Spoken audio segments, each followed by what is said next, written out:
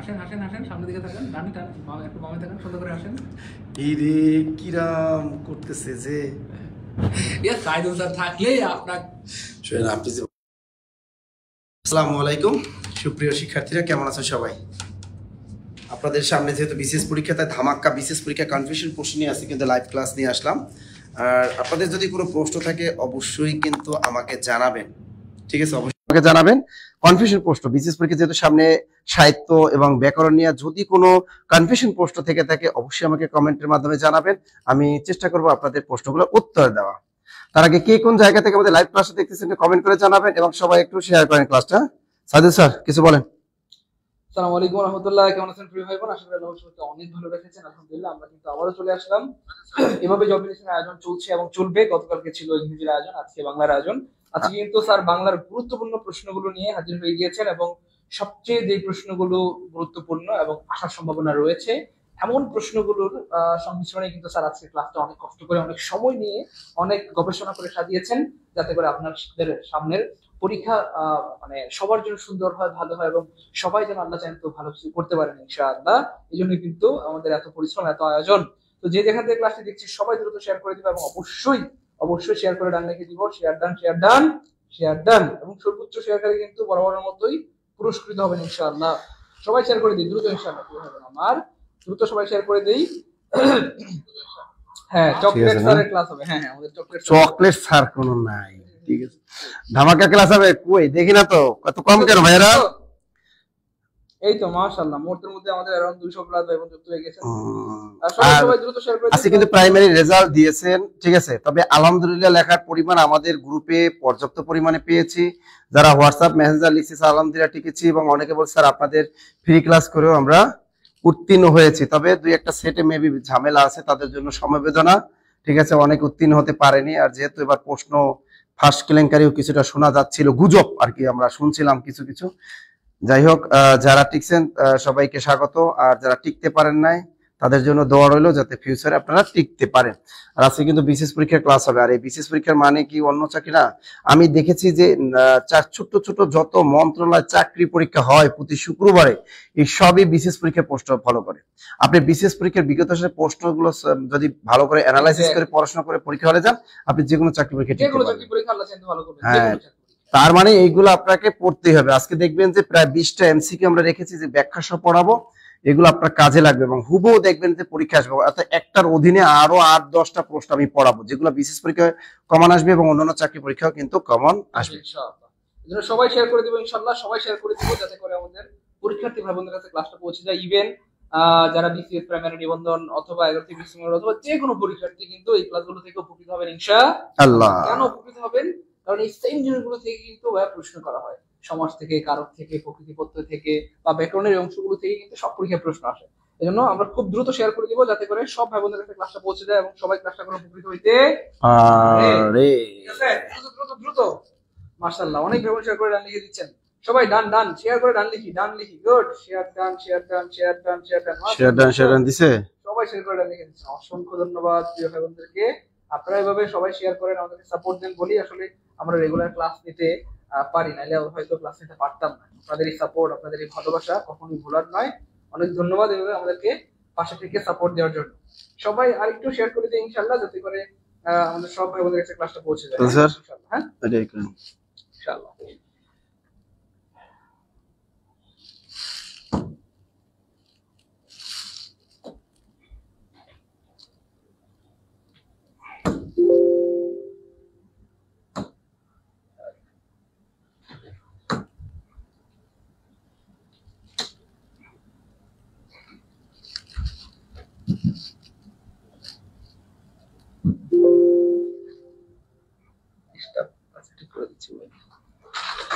একটু দেখি না, বলবো আমাদের শুভ হোসেন আছেন আমাদের সাথে, ডান লিখেছেন। মায়াবী প্রহর শেয়ার ডান লিখেছেন, গুড। আমাদের তাসলিমা আক্তার সালাম দিয়েছেন, ওয়ালাইকুম আসসালাম, ঠিক আছে। স্বর্ণা স্যার আসসালামু আলাইকুম স্যার, কেমন আছেন? আলহামদুলিল্লাহ ভালো আছি। সুলতানা নাদিরা ডান লিখছেন। সুমাইয়া অনেকদিন পরে আসলো সুমাইয়া। মায়াবী প্রহর। শফিকুল ইসলাম স্যার, মেঘনা সেটের রেজাল্ট আসেনি? হ্যাঁ, আমরাও দেখেছি এবং গ্রুপে পোস্ট করেছি। মেঘনা, যমুনা এগুলা পদ্মা নদীতে নিক্ষেপ হয়ে গেছে, ঠিক আছে? এগুলা নদীতে কি হয়ে গেছে? নিক্ষেপ হয়ে যায়। আমাদের সাথে নীল পরিও আছে, বাহ। মায়াবী প্রহর আছে, অনুসয়া বিনতে জোয়া আছেন, good. Oishi Roy Barman share done, good. Liza Moni done লিখেছেন, গুড। আব্দুল্লাহ আল মামুন ডান লিখেছেন। জসিম খান এসেছেন, ও ওয়াও। এমনি খান, জাকির হোসেন, শুভ হোসেন। সাজমন এবং মেঘনা সেটের যে রেজাল্ট আসে নাই, এর সমাধান কি হবে? সমাধান প্রশাসন ছাড়া কেউই দিতে পারবে না, সংশ্লিষ্ট কর্তৃপক্ষ তারাই জানে কেমনে রেজাল্ট দিছে, কি করেছে, বুঝছেন? আমরা আর কতটুকু কি করবো বলেন? আচ্ছা, এখানে দেখেন চমৎকার একটা প্রশ্ন আসছে এখানে। বন্ধন শব্দের সঠিক অক্ষর বিন্যাস 36তম বিশেষ পরীক্ষায় প্রশ্ন আসছে, এবং এই রিলেটেড প্রশ্ন কিন্তু আমরা দেখতে পেয়েছি যে কিন্তু অন্যান্য চাকরি পরীক্ষা আসছে, এবং এই বন্ধন এই শব্দটা কিন্তু হুবহু কিন্তু এবার মনে হয় মেধি নিবন্ধন পরীক্ষায় কিন্তু আসছে, তাই না? নিবন্ধন পরীক্ষা আসছে, এবং এটা কিন্তু আবার আসবে। এখন এই রিলেটেড প্রশ্ন অক্ষর নিয়ে পরীক্ষা প্রশ্ন কিন্তু থাকে। বিশেষ পরীক্ষায় 41তম বিশেষ পরীক্ষাটা প্রশ্ন আসছিল যে এক প্রয়াসে উচ্চারিত ধ্বনি সমষ্টিকে কি বলা হয়? তা লিখে রাখেন, এক প্রয়াসে উচ্চারিত ধ্বনি সমষ্টিকে বলা হয় অক্ষর। এরপরে এখান থেকে প্রশ্ন আসতে পারে অক্ষর কত প্রকার? অক্ষর হলো দুই প্রকার, একটা হলো মুক্তাক্ষর আর একটা হলো বদ্ধাক্ষর, অর্থাৎ একটা হলো ফ্রি মরফিম আর একটা হলো বাউন্ড মরফিম। তাহলে একটা হলো ওপেন সিলেবল আর একটা হলো ক্লোজড সিলেবল। অক্ষর দুই প্রকার, সিলেবল বা অক্ষর হলো দুই প্রকার, একটা হলো ক্লোজড সিলেবল আর একটা হলো ওপেন সিলেবল। এখন দেখেন অক্ষর এভাবে আসে, আবার মাঝে মাঝে দিয়ে দেয় বড় বড় কঠিন কঠিন শব্দ দিয়ে দেয়, এবং বলে এই শব্দটার ভিতরে কয়টি অক্ষর আছে। হ্যাঁ, যেমন বাংলাদেশ শব্দে কয়টি অক্ষর আছে এরকম আসে, একটা সাজুদ শাহ শব্দে কয়টা অক্ষর আছে আসতে পারে কিন্তু, তাই না? এরকম মুজিব বর্ষ শব্দে কয়টা অক্ষর আছে এরকম দিয়ে দিল। মনে করেন পরীক্ষার হলে গেলেন, দিয়ে দিল বঙ্গবন্ধু, যে বঙ্গবন্ধু এই শব্দটিতে কয়টি অক্ষর আছে। তাহলে বঙ্গবন্ধু শব্দে কয়টি অক্ষর আছে দেখেন, এটা কে বলতে পারেন দেখি তো? আপনারা বলেন তো, বঙ্গবন্ধু শব্দে কয়টি অক্ষর আছে বলেন তো, একটু কমেন্টের মাধ্যমে জানান। বঙ্গবন্ধু শব্দে কয়টি অক্ষর আছে একটু কমেন্ট করেন তো, আমি বুঝিয়ে দেবো। তার আগে আপনারা একটু বলেন বঙ্গবন্ধু শব্দে কয়টি অক্ষর আছে। আমাদের খুশি আক্তার বলছে দুই। এটা আপনারা সবাই পেরেছেন যে বন্ধন বন্ধন, এটা উত্তর যেটা এটা আপনারা সবাই পেরেছেন, অসংখ্য ধন্যবাদ। কিন্তু এই রিলেটেড প্রশ্ন যে বিশেষ পরীক্ষা এবার আসতে পারে যে বঙ্গবন্ধু শব্দে কয়টি অক্ষর আছে, কে পারেন দেখি? ওরে কি দীপজ্যোতি দে পুশু কি লিখছে, স্যার জব মেডিসিনের কি অসংখ্য আপনাদের ফ্রি ক্লাস করে আমার প্রাইমারিতে আসছে, মাশাআল্লাহ। অনেকদিন পর স্যারের ক্লাস জয়েন করলাম। Rukhsana Tasnim, very good very good very good. এক প্রশ্ন ধ্বনি অক্ষর বলে, অনেকে বলে 5টা, কে বলছেন 4টা, না কে বলছেন 3টা। এবার একটু দেখি বঙ্গবন্ধু শব্দে কয়টি অক্ষর আছে। অনেকে আপনারা অক্ষর নির্ণয়ের ক্ষেত্রে আপনারা এরকম গুলো 1 2 3 4 5 6 7 এরকম গুনেন, এরকম গোনার দরকার নাই। বঙ্গবন্ধু শব্দে কয়টি অক্ষর আছে দেখেন, বঙ্গবন্ধু 4টা। যারা 4টা উত্তর বলছেন তারা সঠিক। এবার দেখেন, আপনি যদি এরকম উচ্চারণ বঙ্গবন্ধু যদি উচ্চারণ করতে না পারেন, তাহলে আপনি খাস বাংলা লিখবেন বিওএন বং জিও গো বঙ্গ বিয়ন বন দিও দু, বঙ্গবন্ধু। ভাওয়াল আছে কয়টা? 1টা 2টা 3টা 4টা, যে কয়টা ভাওয়াল থাকবে ওই কয়টাই কি অক্ষর। সুতরাং বঙ্গবন্ধু শব্দে অক্ষর আছে কয়টা? 4টা। কয়টা ভাইয়া? 4টা। কয়টি? 4টা। পারছেন সবাই? পারছেন তো? পারছেন। স্যার আমার রেজাল্ট আসে নাই, মন খারাপ লাগছে। অমিত সাহা, তোমার বাড়ি কোথায়? শরীয়তপুর নাকি? শরীয়তপুর তো নাকি ওই ভোর রাতে চাঁদ রাতেই নাকি প্রশ্ন ফাঁস হয়ে গেছে। শরীয়তপুরে নাকি পাস করতে লাগছে 70+। আচ্ছা লিখছেন। আচ্ছা 4টা। এরপরে দেখেন অন্য যদি কঠিন কঠিন শব্দ দিবে আপনাদের, যে কঠিন কঠিন শব্দ দিবে যে এগুলা কয়টা অক্ষর আছে। আচ্ছা পরীক্ষা দিয়ে দিল মুজিব বর্ষ, তাই না? এটা দিল যে মুজিব বর্ষ শব্দে কয়টি অক্ষর আছে, দেখি বের করেন তো। মুজিব বর্ষ শব্দে কয়টা অক্ষর আছে বের করেন। নিবন্ধনে রিটেনে পৌঁছে নিতে গিয়ে আপনাদের সাথে দূরত্ব হয়ে যাচ্ছে স্যার, দোয়া করবেন।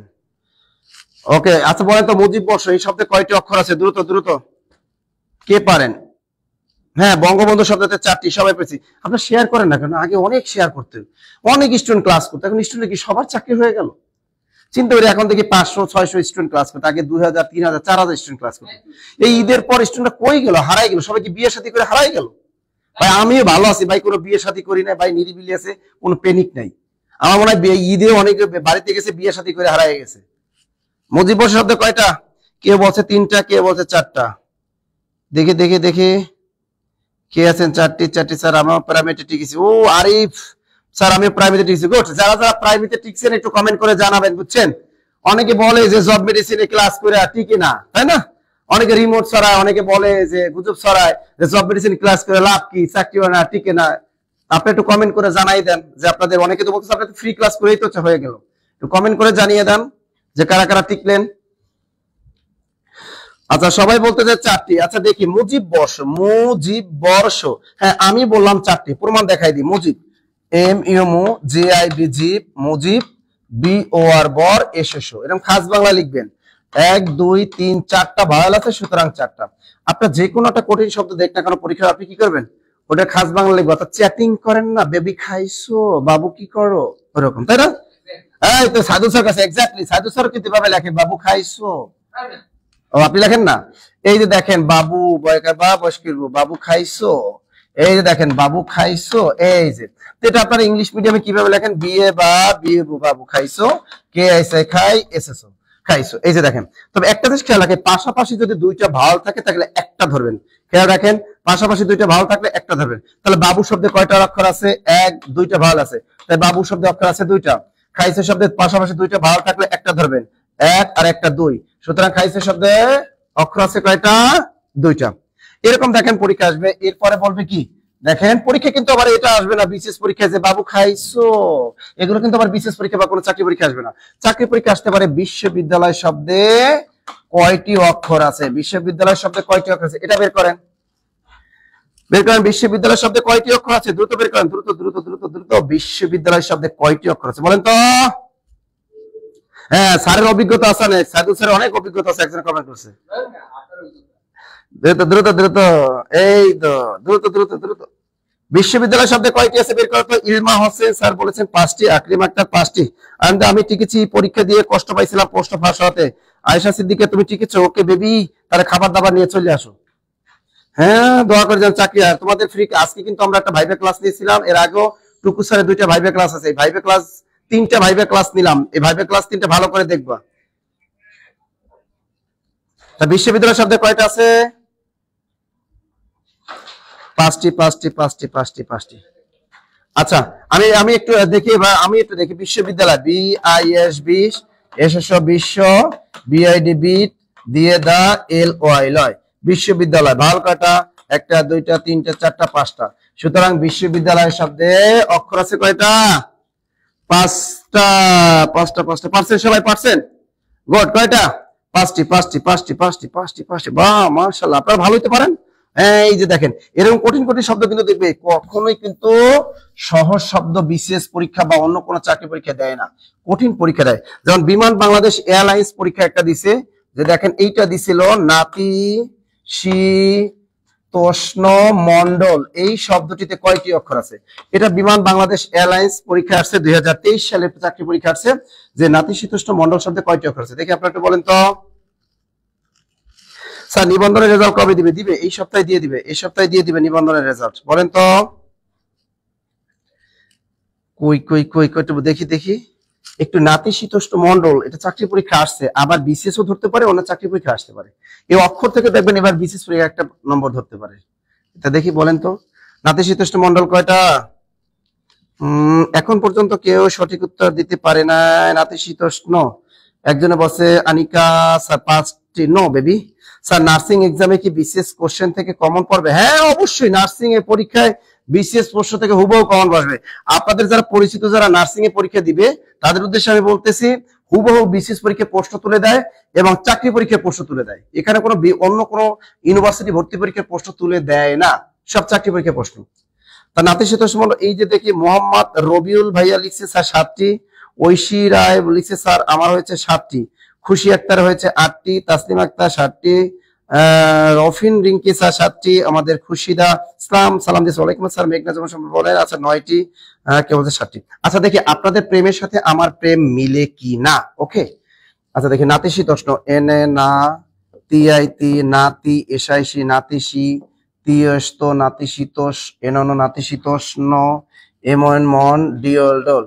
দেখি ভালো কয়টা, 1 2 3 4 5 6 7। যাদের 7টা হয়েছে তারা সবাই পেরেছেন, ভেরি গুড। তাহলে 7টি, তাই উত্তর কয়টি? 7টি। পরীক্ষা হলে এরকম কঠিন প্রশ্ন দিবে, শুধু আপনি কি করবেন, একটু শুধু এরকম খাস বাংলা লিখবে, ইনশাল্লাহ পারবেন। তাই নাতিশীতোষ্ণ মন্ডল শব্দ অক্ষর আছে কয়টি? 60টি 60টি 60টি। লাস্ট আরেকটা লিখে দিব, এটা পারলেই হয়ে যাবে, শেষ। কয়কে কি আসে? কিং কর্তব্য বিমূঢ়, এই শব্দটাও আসতে পারে। আপনারা বলেন কিং কর্তব্য বিমূঢ় এই শব্দটিতে কয়টি অক্ষর আছে? বের করেন, দ্রুত বের করেন। এই শব্দটিতে কয়টি অক্ষর আছে? দ্রুত বের করেন। হ্যাঁ, আকলিমা সালাম দিস, ওয়ালাইকুম সালাম। আমারটা সঠিক হয়েছে। মায়াবী প্রহর, গুড। স্বর্ণা 6টি, স্বর্ণা বজে 6টি, রবিউল করিম 7টি, সানিয়া প্রিন্স 7। দেখে দেখে কনফিউশন দূর হয়েছে, আলহামদুলিল্লাহ আলহামদুলিল্লাহ আলমিন, গুড। অসাধারণ টেকনিক, নাজমুল হোসেন অসাধারণ, গুড। আরে জব মেডিসিন মানি সব হলো ধামতারাক্কা টেকনিক, সব সাবজেক্ট, বাংলা, ইংরেজি, জিকে, ম্যাথ, বিজ্ঞান, আইসিটি, সব আমাদের সব টিচাররাই দেখবে সব ধামাক্কা। বাংলা এত কঠিন কেন? বাংলা শিখবেন রসালো দিয়ে। তাহলে কিং কর্তব্য বিমূঢ় কয়টা হলো? আচ্ছা দেখি আপনাদের 6টা বলেছেন, অনেকের কেউ বলেছেন 5টা, দেখি আমার কয়টা হয়। আচ্ছা, কিং কর্তব্য কে আই এন, আপনি জিও দেন, কোনো সমস্যা নেই। আপনার প্রেমের সাথে আমার প্রেম মিলবে না, এটাই স্বাভাবিক। তাহলে কিং কর্তব্য, কে ও আর কর, তিয় বিতব বিয়ব কর্তব্য, বিআইবি এম ইউ আর মুর। আচ্ছা, ভাল আছে কয়টি? 1টা 2টা 3টা 4টা 5টা 6টা। এই তো গুড, যাদের 6টা হয়েছে তারাই কিন্তু গোল দিতে পেরেছেন। ক্লিয়ার? সবাই পেরেছেন তো? Clear clear, good. একটা জিনিস খেয়াল করেন, এই যে দেখেন একটু ডাটা খরচ করে অল্প একটু ক্লাস দেখলেন জব মেডিসিনের। আপনি যদি যে কোনো চাকরি পরীক্ষা আপনি দিতে যান, আপনি স্বাস্থ্য সহকারী দিতে যান, ফুডের পরীক্ষা দিতে যাবেন, ফুডের পরীক্ষা টোটালটাই বিশেষ পরীক্ষার প্রশ্ন আসে। যারা ফুডে পরীক্ষা দিবেন সব বিশেষ পরীক্ষার প্রশ্ন করে। এই যে কারা অধিদপ্তরের পরীক্ষা দিল, যত পরীক্ষাগুলো অধিকাংশ বিশেষ ফলো করে। তাহলে এই যে দেখেন বিশেষ পরীক্ষা 26 তারিখ যদি আপনাদের কোনো অক্ষর নিয়ে যদি কোনো প্রশ্ন আসে, আলহামদুলিল্লাহ পারবেন না, এই আজকে ক্লাস করতেছেন এমন মানুষ খুঁজে পাওয়া যাবে না। ওকে, আমরা নেক্সট প্রশ্নে চলে যাচ্ছি। আচ্ছা দেখেন, বাংলা বর্ণমালায় অর্ধমাত্রার বর্ণ কয়টি? এটা 36তম বিশেষ পরীক্ষা আসছে। দেখেন, বাংলা বর্ণমালায় অর্ধমাত্রা যুক্ত বর্ণ কয়টি? এরকম একটা প্রশ্ন নিবন্ধন আসে, প্রাইমারিতে আসে, বিসিএস ধরে, মাঝে মাঝে অন্যান্য চাকরি পরীক্ষা ধরে। আমি কিন্তু এটা টেকনিক, কিন্তু নিনজা টেকনিক সবসময় দেখাই আপনাদেরকে। আজকে আবার দেখিয়ে দিচ্ছি। দেখেন, এটা বের করার নিনজা টেকনিকটা দেখেন। এই যে দেখেন, জব মেডিসিনের একটা কোর্সে ভর্তি হলে দেখবেন যে আপনি অন্যগুলো এমনিতেও হয়ে যাবে। আপনারাই বলেন আপনার ফ্রেন্ড সার্কেলকে যে এই জব মেডিসিনে ভর্তি হও, জব মেডিসিনের ক্লাস করো। তা আচ্ছা, এখানে আমরা লিখবো কি? এখানে লেখেন, আমি এই ঘরটা লিখলাম মাত্রা, তাই তো? এই লিখলাম মাত্রা। এই ঘরটা আমরা লিখলাম পূর্ণ মাত্রা। কি লিখবো? পূর্ণ মাত্রা। এই ঘরটা লিখলাম আমরা অর্ধমাত্রা, অর্ধ মাত্রা। এই ঘরটা আমরা লিখলাম মাত্রাহীন, মাত্রাহীন। ওকে, এখন দেখেন আমাদের স্বরবর্ণ, এই ঘরটা আমরা লিখবো স্বরবর্ণ। তা আমাদের স্বরবর্ণ আছে মোট কয়টি? 11টি। এই লিখলাম স্বরবর্ণ 11টি। এরপরে দেখেন আমাদের আছে ব্যঞ্জন বর্ণ। আমাদের ব্যঞ্জন বর্ণ কয়টি?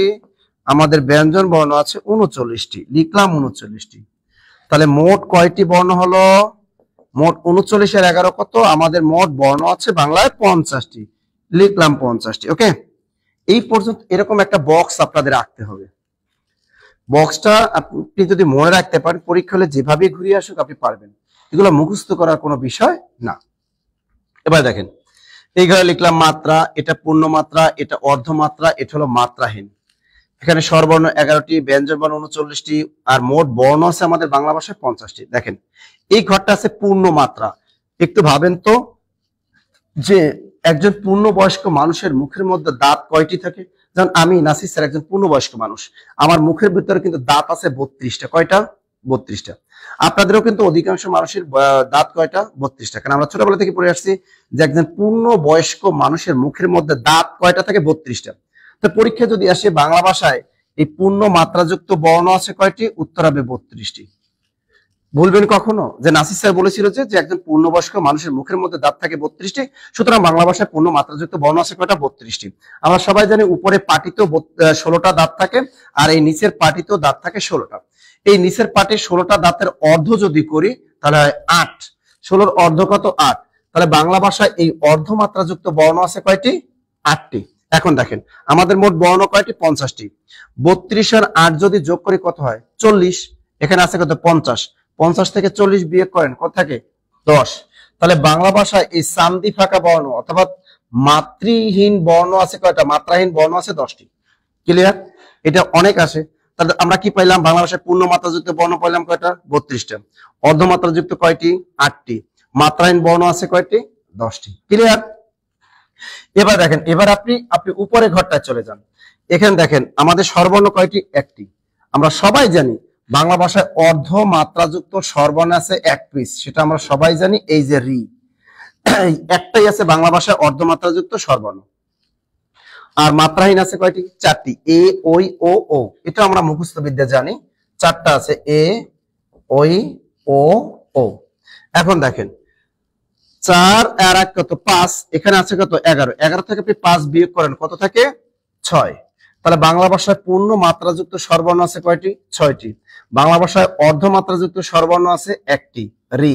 বাংলা ভাষায় মাত্রাহীন স্বরবর্ণ আছে 4টি, এ ওই ও ও। ক্লিয়ার? এবার দেখেন স্বরবর্ণ শেষ, এবার আমরা দেখিব ব্যঞ্জন বর্ণ কয়টা। এখন আপনি কি করবেন, বিয়োগ করবেন শুধু। 32 থেকে 6 বিয়োগ করেন কত থাকে 26, এই লিখলাম 26। তা বাংলা ভাষায় পূর্ণ মাত্রাযুক্ত ব্যঞ্জন বর্ণ কয়টা আছে 26টি। 8 থেকে বিয়োগ করেন 1 কত 7। বাংলা ভাষায় অর্ধমাত্রাযুক্ত ব্যঞ্জন বর্ণ কয়টি 7টি। আপনি 10 থেকে বিয়োগ করেন 4 কত 6। তাহলে বাংলা ভাষায় মাত্রাহীন ব্যঞ্জন বর্ণ কয়টি 6টি। ঠিক ক্লিয়ার? এখন দেখেন বিশেষ পরীক্ষা আসছে, বাংলা বর্ণমালায় অর্ধমাত্রাযুক্ত বর্ণ আছে কয়টি, 36তম বিশেষ পরীক্ষায়। এর উত্তরটা আমরা পেয়ে, বাংলা ভাষায় অর্ধমাত্রাযুক্ত বর্ণ, তা বাংলা ভাষায় অর্ধমাত্রাযুক্ত বর্ণ কয়টা, অর্ধমাত্রাযুক্ত বর্ণ আছে এই 8টি। দেখেন উত্তর কি 8 আছে, এই যে 8। ক্লিয়ার? আচ্ছা বলেন তো এবার ক্লিয়ার কিনা, ক্লিয়ার সবাই, clear? Good good good good. আচ্ছা এটা ক্লিয়ার কিনা একটু কমেন্ট করে আমাকে জানান, ক্লিয়ার? আচ্ছা আমাদের মারুফ আক্তার মেঘলা এসেছে, মাশাআল্লাহ নতুন কিছু শিখলাম, এভাবে কখনো আগে শিখিনি, thank you thank you thank you. Okay clear সবাই, ক্লিয়ার তো? ওকে গুড, আমরা নেক্সট পোস্টে চলে যাচ্ছি।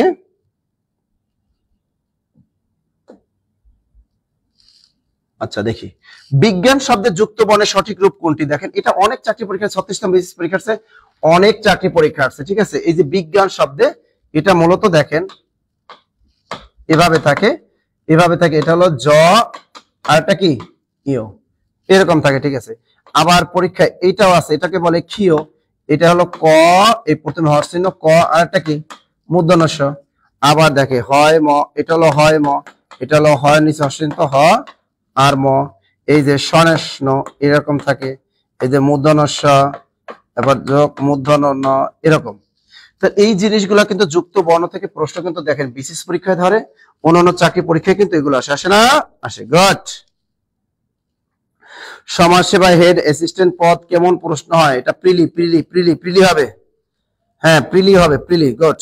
আচ্ছা দেখেন এই যুক্ত বর্ণ কাটা, এটাই শুধু এই যে বিজ্ঞান, এটা হলো জ, জ আর ইও। আর একটা জিনিস মাথার ভিতরে রাখবেন, প্রথম বর্ণের নিচে একটা হর্ষ চিহ্ন থাকে, কিন্তু কি থাকে, এই যুক্ত বর্ণগুলো যখন ভাঙে হর্ষ চিহ্ন থাকে, তাই পরীক্ষায় এটা আসতে পারে। আবার দেখেন পরীক্ষায় এরকম এই ট নিচে এভাবে যদি থাকে, এটা হলো ট প্লাস ট। আবার দেখেন এটা এভাবে যদি থাকে, তাহলে হবে ট প্লাস রফলা, ট প্লাস কি ট প্লাস রফলা, এরকম থাকে কিন্তু। ক্লিয়ার এটা? আর এই ক্ষিয় ক মূর্ধন্য ষ, আর হয় ম হ ম, স্বনষ্ণ মূর্ধন্য ষ মূর্ধন্য ন। ক্লিয়ার সবাই? স্যার আমি সাহিত্য পেয়েও টিকি নাই, হারে ভালোবাসি শুধু তোমাকে রে। আচ্ছা আচ্ছা আচ্ছা ওকে, আমরা নেক্সট প্রশ্নটা চলে যাই। সবাই উত্তরটা পারছেন, জ এবং ইও, জ এবং নিও, জ ইও, সবাই পেরেছেন, অসংখ্য ধন্যবাদ, অসংখ্য ধন্যবাদ। ওকে আমাদের নেক্সট প্রশ্নটা দেখি, নিচের কোনটি বিশিষ্ট পদ, এটাও 36তম বিশেষ পরীক্ষা আসছে, জাত, গৈরিক, উদ্যত, গাম্ভীর্য। আপনাদের কাছ থেকে উত্তরটা আশা করতেছি, বলেন তো নিচের কোনটি বিশিষ্ট পদ, পারবেন? হ্যাঁ অপশনে হল চিহ্নটা নেই, গুড। আচ্ছা এটা কি বলেন তো, ডি গাম্ভীর্য। আমাদের কানিস ফাতেম বলছে স্যার গাম্ভীর্য, একটু খেয়াল করেন। হ্যাঁ গাম্ভীর্য কেন হইলো, দেখেন এটাকে বলে অ্যাবস্ট্রাক্ট নাউন, বাংলায় বলা হয় গুণবাচক বিশেষ্য, বাংলায় এটাকে বলে গুণবাচক, গুণবাচক বিশেষ্য, যেটাকে আমরা ইংরেজিতে বলি অ্যাবস্ট্রাক্ট নাউন। অ্যাবস্ট্রাক্ট নাউনটা কি, গুণবাচক বিষয়টা কি? অর্থাৎ যা ধরা ছোঁয়া যাবে না, চোখে দেখা যাবে না, টাচ করা যাবে না, শুধুই ফিলিংস করা যাবে। শুধুই কি ফিলিংস, মানে অনুভব করতে পারবেন, এছাড়া কিছুই না। যেমন দেখেন, এই যে দেখেন, আমরা কিন্তু অনেক সময় অনুভব করি কি, অনেক ছেলেরা আছে ইস আমি যদি পরিমণিরে একটু পাইতাম, এইটা কিন্তু ফিলিংস, জাস্ট অনুভব। আবার মেয়েরা ইস যদি আমি বাংলা সিনেমার নায়ক, লিপস্টিক মার্কা নায়ক সাকিব খানকে যদি একটু পাইতাম, এইটাগুলো জাস্ট কি অনুভব করে, সহজে কিন্তু পায় না, ফিলিংস করে। ঠিক আছে, তো দেখেন এরকম অনুভব করবেন কিন্তু কাছে পাবেন না। ঠিক আছে, তাই গুণবাচক বিষয়টা যেটা আপনি চোখ দিয়ে দেখতে পারবেন না, চোখ দিয়ে দেখতে পারবেন বা টাচ করতে পারবেন না, জাস্ট ফিলিংস করতে পারবেন। যেমন একটা উদাহরণ দিয়ে, যৌবন। এই যৌবন কিন্তু আমরা চোখে দেখতে পারি না, অনুভব করতে পারি যে আমাদের একটু যৌবন আছে। যখন আমরা ঘুমাই বা মাঝে মাঝে টের পাই যে আমাদের কি শরীরে যৌবন নাড়াচাড়া করে, এটা জাস্ট অনুভব করতে পারি। তাই আবার একটু দেখেন বার্ধক্য, এটাও কিন্তু আমরা চোখে দেখতে পারি না। এগুলোকে বলা হয় কি অ্যাবস্ট্রাক্ট নাউন। এই যে যৌবন, বার্ধক্য, এই যে গাম্ভীর্য, আর একটা কি গাম্ভীর্য, এগুলো কিন্তু চোখে দেখা যায় না। ঠিক আছে, তিক্ততা, সরলতা, মধুরতা, পিতৃত্ব, মাতৃত্ব, এগুলো কি শৈশব, কৈশোর, এগুলো সবই হলো অ্যাবস্ট্রাক্ট নাউন। ক্লিয়ার সবাই? তো পরীক্ষা যদি আমাদের আসে নিচে কোনটি অ্যাবস্ট্রাক্ট নাউন, পারবো সবাই? বলেন তো পারবেন? স্যার রংপুর সিভিল সার্জন পরীক্ষা কি প্রিলিমিনারি আগে লিখিত পরীক্ষা হবে? ভাইয়া লিখিত লিখিত লিখিত লিখিত লিখিত। সিভিল সার্জন পরীক্ষা যারা দিবেন, যে কোনো জেলায় দিবেন, লিখিত পরীক্ষা হবে, লিখিত লিখিত। আপনাদের জন্য হলো 11 থেকে 20তম গ্রেড। যারা সিভিল সার্জন পরীক্ষা দিবেন তারা 11 থেকে 20তম গ্রেডের জন্য ভর্তি হবেন, ইনশাআল্লাহ আপনারা পাবেন। আর আমাদের 11 থেকে 20তম গ্রেডের ক্লাস প্রতি সপ্তাহে 5 দিন। হ্যাঁ লিখছেন স্যার, সমাজসেবায় যেসব পদে কম্পিউটার দক্ষতা চাইছে সেই সব পদকে কম্পিউটার দক্ষতা স্যার আবেদন করা যাবে? আবেদন করতে পারবেন, কিন্তু দিয়ে লাভ নাই, কারণ আপনি কম্পিউটার টেপাটেপি করতে পারবেন না, তাহলে আপনাকে কিন্তু নিবে না। কারণ অবশ্যই আপনাকে একটা কম্পিউটার একটা টেস্ট দিতে হবে, সেখানে আপনাকে যদি স্পিড না থাকে, কম্পিউটার টেপাটেপি করতে না পারেন, আপনাকে কিন্তু নিবে না। ফাও টাকা নষ্ট কইরেন না। ক্লিয়ার? ওকে, আমরা নেক্সট প্রশ্নটা দেখি ভাইয়া। আচ্ছা দেখেন, 6000টা প্রশ্ন। রবীন্দ্রের সঠিক সন্ধি বিচ্ছেদ কোনটি, এটা আপনারা বলবেন। এই যে দেখেন, নিয়মটা হলো রস্বইকার কিংবা দীর্ঘইকারে পর রস্বইকার কিংবা দীর্ঘইকার থাকলে উভয় মিলে দীর্ঘইকার হয়। যেমন আপনারা বাংলাদেশের 90% মানুষ পরীক্ষা বানানটা ভুল করে, এই পরীক্ষা বানানটা কিন্তু দীর্ঘইকার হয়। দেখেন এটা দীর্ঘইকার, এখানে যখন আপনি বিশ্লেষণ করবেন তখন পরিবানান রস্বইকার হয়ে যাবে। আর ইচ্ছা বানান অল টাইম দীর্ঘই ক্ষেতে আকার ইচ্ছা, এলো পরীক্ষা। তেমনি রবীন্দ্র, এখানে রবি বানানে দীর্ঘের আছে, এই পাশে গেলে হবে রস্বইকার, এলো রবি। যোগ ইন্দ্র, ইন্দ্র বানানে অল টাইম রস্বই নয় ফলায় রবীন্দ্র। তাহলে এখানে উত্তর রবীন্দ্র শব্দের সঠিক বিচ্ছেদ কোনটা? রবি যোগ ইন্দ্র, রবি বা রস্বইকার। এই যে গ গ গ, এটা মোটামুটি আপনারা সবাই পারছেন, কঠিন একটা প্রশ্ন ছিল না, সহজ প্রশ্ন। আপনার পরের প্রশ্নটা আমরা একটু দেখিয়ে দেখেন। আচ্ছা, এই যে আমাদের চেনা লোক বাক্যে চেনা কোন পদ, এই ধরনের প্রশ্নের উত্তরগুলো পারা কিন্তু পরীক্ষা হলে খুবই কঠিন। আবার পরীক্ষা দেয় সুন্দর মাত্রই একটা আকর্ষণ শক্তি আছে, এ রিলেটেড আরো বাক্য দেয়। দেখেন এভাবে দেয়, সুন্দর মাত্রই একটা আকর্ষণ শক্তি আছে। এই বাক্যে সুন্দর কোন পদ, এগুলো দিয়ে দেয় কিন্তু, তাই না? তো এই জিনিসগুলো পরীক্ষা হলে পারা কঠিন। চোরামি বুদ্ধি আমি শিখাই দিই আজকে, এরপর আর বিশেষ পরীক্ষা কখনো ভুল হবে না। 1 নম্বর নিয়ম শিখাই এগুলো নাউন এবং অ্যাডজেক্টিভ চেনার উপরে। 1 নম্বর নিয়মটা হলো, আমরা ছোটবেলা থেকে জানি যে নাউনের পূর্বে সাধারণত কি বসে? অ্যাডজেক্টিভ বসে। নাউনের পূর্বে সাধারণত কি বসে? অ্যাডজেক্টিভ বসে। এবার একটু দেখেন, এই এখানে আছে এই যে আমাদের চেনা লোক, দাগ কোথায়? চেনা, এই চেনা নিচে দাগ। এখন দেখেন এই ধরনের প্রশ্ন পারতে হলে এর শেষে কি আছে, প্রথমে কি আছে, এদিক ওদিক তাকাতে হবে। এখানে দেখেন লোক, এটা কিন্তু নাউন, লোক কি নাউন, তা নাউনের পূর্বে কি বসে? অ্যাডজেক্টিভ। সুতরাং এখানে চেনাটা কি? অ্যাডজেক্টিভ। তা এই যে আমাদের চেনা লোক, এখানে কি? এটা হবে অবশ্যই বিশেষণ বা অ্যাডজেক্টিভ। এখন দেখেন, সুন্দর মাত্রই একটা আকর্ষণ শক্তি আছে, এই বাক্যে সুন্দর কোন পদ? যারা এই ধরনের নিয়ম না জানে তারা কিন্তু এখানে টিক দিয়ে আসবে, সুন্দর বলবে, হ্যাঁ কিউট, বিউটিফুল, সুন্দর, এটা তো অ্যাডজেক্টিভ। আসলে এটা অ্যাডজেক্টিভ না। অ্যাডজেক্টিভ যখন সাবজেক্ট হিসেবে বসে এবং পুরো বাক্যটাকে মডিফাই করে তখন সেটা নাউন হয়। আবার দেখেন এই পুরো বাক্যটাকে আপনি এই কি দিয়ে প্রশ্ন করেন, কি দিয়ে প্রশ্ন করবেন যে কি মাত্রই একটা আকর্ষণ শক্তি আছে, সেটা কি? সেটা সুন্দর। সুতরাং পুরো বাক্যটাকে যখন কি দিয়ে প্রশ্ন করলে উত্তরটা পাওয়া যায় তাহলে সেটা নাউন হয়ে যায়। আবার বলে দিলাম যে অ্যাডজেক্টিভ যখন সাবজেক্ট হিসেবে বসে এবং পুরো বাক্যটাকে মডিফাই করে তখন সেটা নাউন হয়ে যায়। এই বাক্যের সুন্দর হলো নাউন বা বিশেষ্য পদ, নাউন বা বিশেষ্য পদ। ক্লিয়ার লিখছেন? এরপর দেখেন আরেকটা নিয়ম স্যার, স্বাস্থ্য সহকারী পরীক্ষা কি লিখিত হবে? হ্যাঁ, লিখিত হবে। আর দেখেন এরকম আরো দু একটা উদাহরণ দেই, দেখেন বিশেষ পরীক্ষা কেমনে আসে, অন্যান্য চাকরি পরীক্ষা কেমনে আসে একটু দেখেন। আরেকটা উদাহরণ দিয়ে দিই আমি। মানে আপনি যদি দেখেন যে আন্ডারলাইনের পূর্বপদ এবং পরপদ যদি প্রোনাউন হয় তাহলে আন্ডারলাইনের শব্দটি কিন্তু নাউন হয়ে যায়। এটা আপনি অনেকে পারেন না। দেখেন এর বাক্যটা অনেকবার আসছে, এখানে কি মন্দটা, এখানে কি মন্দটা তুমি দেখলে, এখানে কি মন্দটা তুমি দেখলে। আর একটা আসে আপন ভালো সবাই চায়।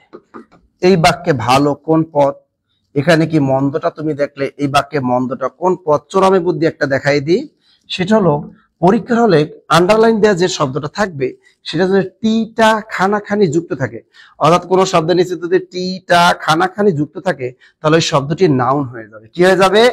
নাউন হয়ে যাবে। এখানে মন্দটার সাথে টা আছে, সুতরাং এখানে মন্দটা নাউন বা বিশেষ্য পদ।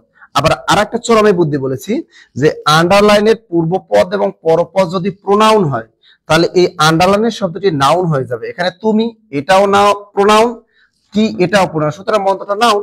আবার দেখেন আপন ভালো সবাই চায়, এই বাক্যে ভালো কোন পদ। অনেকে ভুলে এটা পরীক্ষা হলে অ্যাডজেক্টিভ বা বিশেষণ টিক দেন, একটু দেখেন তো। আপন এটাও কি প্রোনাউন, অল মানে সবাই এটাও কি প্রোনাউন। আমি বলছি আন্ডারলাইনের পূর্বপদ পরপদ যদি প্রোনাউন হয় তাহলে আন্ডারলাইনের শব্দটি কি হয়ে যায়? নাউন হয়ে যায়। সুতরাং ভালোটা এটা কোন পদ? এটা বিশেষ্য পদ। ক্লিয়ার দেখছেন কেমনে চোরামি বুদ্ধি দিয়ে বিশেষ পরীক্ষায় প্রিলিতে টেকে। ক্লিয়ার লিখছেন। আচ্ছা এরপর দেখেন আরেকটা চোরামি বুদ্ধি শিখাই দিই। কোন আন্ডারলাইনে কোন শব্দের সাথে যদি বিভক্তি থাকে তাহলে নাউন হয়ে যাবে। কি হবে? অর্থাৎ বিভক্তিযুক্ত শব্দটি কি হয়? নাউন হয়। যেমন এর আগে চাকরি পরীক্ষা আসছে, দেখেন পুণ্যে মতি হোক। কি আসছে? পুণ্যে মতি হোক। এই বাক্যে পুণ্যে কোন পদ? আমি চোরামি বুদ্ধি শিখাই দিলাম যে বিভক্তিযুক্ত শব্দটি সাধারণত কি হয়? নাউন হয়। এই বাক্যে বিভক্তি আছে কি? এ, সুতরাং এই পুণ্য এটা নাউন হয়ে যাবে। কি হয়ে যাবে? নাউন বা বিশেষ্য পদ। ক্লিয়ার? কথা কর না কেন? ক্লিয়ার? লাল পাঞ্জাবি কোন সমাস? আপনার পাঞ্জাবি বানানটা ঠিক করেন, তারপর আমি বলে দেবো। আগে পাঞ্জাবি বানানটা ঠিক করেন। স্যার ঈদ তো শেষ, রেলওয়ে পরীক্ষার ডেট কি দিবে না? দিবে, একটু ওয়েট এন্ড সি, দিবে। আমরা নেক্সট প্রশ্নটা দেখি। আচ্ছা দেখেন এটা দেখেন কোনটি কাজী নজরুল ইসলামের উপন্যাস 36তম বিশেষ পরীক্ষা আছে? রিক্তের বেদন, সর্বহারা, আলিয়া নাকি কুহেলিকা? উত্তরটা বলেন তো দ্রুত। কোনটি কাজী নজরুল ইসলামের উপন্যাস বলেন না, তারপর টেকনিক আমি দেখাই দিচ্ছি। দেখেন এখন আর স্টুডেন্ট কম ক্লাস করে, আপনারা মনে কম শেয়ার করেন, কম ক্লাস। দেখেন মাত্র 522 জন ক্লাস করতেছে, বাকিরা কই? এখনো ঈদ খাচ্ছে, এখনো বিয়ে করছে, এখনো রোমান্সে আছে, এখনো হানিমুনে আছে, বলেন। আচ্ছা অনেকে বলেছেন কোহেলিকা, তাই না?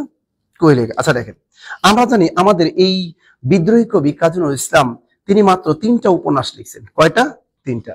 আমি এটা নিনজা টেকনিক সবসময় লেখাই বা মৃকু। এখানে দেখেন এই কাজী নজরুল ইসলাম মোট উপন্যাস লিখছে 3টা। মনে রাখবেন কিভাবে? বামৃকু। তাই বাতে কি মনে রাখবেন? বাঁধনহারা। মৃতে কি? মৃত্যু ক্ষুধা। কুতে কি? কুহেলিকা। একটা খেয়াল করেন, বাঁধনহারা, মৃত্যু ক্ষুধা, কুহেলিকা। এখন দেখেন তাহলে যদি পরীক্ষায় প্রশ্ন আসে যে কাজী ইসলামের প্রথম প্রকাশিত উপন্যাস কোনটি? বাঁধনহারা। এটা হলো প্রথম। কাজী ইসলামের দ্বিতীয় এবং শ্রেষ্ঠ উপন্যাস কি? এই দ্বিতীয় এবং শ্রেষ্ঠ উপন্যাস কি? মৃত্যু ক্ষুধা। এবং তার শেষ উপন্যাস কোনটা? কোহেলিকা। তা যদি বিশেষ পরীক্ষা বা অন্যান্য চাকরি পরীক্ষা আসে আপনি পারবেন তো? উপন্যাস কয়টা? 3টা। যদি লিখিত পরীক্ষা আসে যে কাজী ইসলামের 2টা উপন্যাসের নাম লিখুন, আপনি যেন পারেন, মনে রাখবেন বামৃকু। কাজী ইসলামের প্রথম প্রকাশিত উপন্যাস বাঁধনহারা, কাজী ইসলামের দ্বিতীয় এবং শ্রেষ্ঠ উপন্যাস মৃত্যু ক্ষুধা, কাজী ইসলামের সর্বশেষ প্রকাশিত উপন্যাস কোহেলিকা। সুতরাং উত্তরটা হবে কুহেলিকা কুহেলিকা কুহেলিকা। সবাই কি ক্লিয়ার পারছেন? বলেন ক্লিয়ার কিনা? উপন্যাসের একটু ধারণা দান দিয়ে দিলাম, উপন্যাসের একটু ধারণা। আর ভুলবেন কখনো? স্যার পড়াশোনা কি করে হবে, পরীক্ষা আগেই প্রশ্ন পাস হয়ে যায়। প্রশ্ন তো শোনেন, আগেও প্রশ্ন ফাঁস হয়েছে, এখনো হয়। এই জন্যই তো আমাদের জাতি টিকে না। আপনি জানেন প্রাইমারি স্কুলে ভালো ভালো ভালো মানুষের ছেলে মেয়েদের কিন্তু সরকারি প্রাইমারি স্কুলে কেউ পড়ায় না। পড়ায় কোনো এমপি মন্ত্রীর ছেলে মেয়ে দেখছেন কখনোই? কোনো রাজনীতিবিদ বা কোনো সরকারি অফিসারদের ছেলে মেয়েদের দেখছেন কখনো প্রাইমারি স্কুলে পড়ায়? পড়ায় না। কেন পড়ায় না জানেন? মূলে একটাই, জানে যে উনি যারা পড়ায় তো প্রশ্ন ফাঁস করছে অধিকাংশই। অর্থাৎ বাংলাদেশে যত প্রাইমারি স্কুলের টিচার আছে এর ভিতরে 50% টিচার দেখবেন ভালো, আর বাকি 50% টিচার কি প্রশ্ন ফাঁস, অর্থাৎ আবাঙ্গাল। অনেকে নিজের নামটা বলতে পারে না। এমনও স্কুলে আছে ম্যাডামরা এবং শিক্ষকদের দেখবেন ক্লাস নেয় যেদের দেখলে আপনার মেজাজ গরম হয়ে যাবে। অর্থাৎ বাংলাও ঠিক মতো রিডিং পড়তে পারে না, এরকম অভাব নাই। এই দুঃখের কথা কইয়া লাভ নাই। এটা অতীতেও ছিল, এখন আছে, ভবিষ্যতেও থাকবে। এই সোর আমি বন্ধ হইব না। এর ভিতর দিয়ে চাকরি পেতে হবে ভাইয়া, এর ভিতর দিয়েই পড়াশোনা করতে হবে। আচ্ছা, এরপরে দেখেন বাংলা ভাষার মৌলিক স্বরধ্বনির সংখ্যা কয়টি? আমরা মোটামুটি সবাই এই প্রশ্নের উত্তর জানি। মূলত এই প্রশ্নটা দেওয়ার মূল উদ্দেশ্য আছে, এটা 35তম বিসিএস পরীক্ষা আসছে। দেখেন বাংলা ভাষায় মৌলিক স্বরধ্বনি যদি পরীক্ষায় বলে যে বাংলা স্বরধ্বনি কয়টি, বাংলা স্বরধ্বনি কয়টি? দেখেন বিসিএস পরীক্ষা কত স্টার প্রশ্ন করতে, বাংলা স্বরধ্বনি কয়টি? বাংলা স্বরধ্বনি কয়টি বলেন তো আপনারা? বাংলা স্বরধ্বনি কয়টি বলেন? এই ঝর্ণা পানি দিয়ে যাও তো। বাংলা স্বরধ্বনি কয়টি? বাংলা স্বরধ্বনি কয়টি বলেন?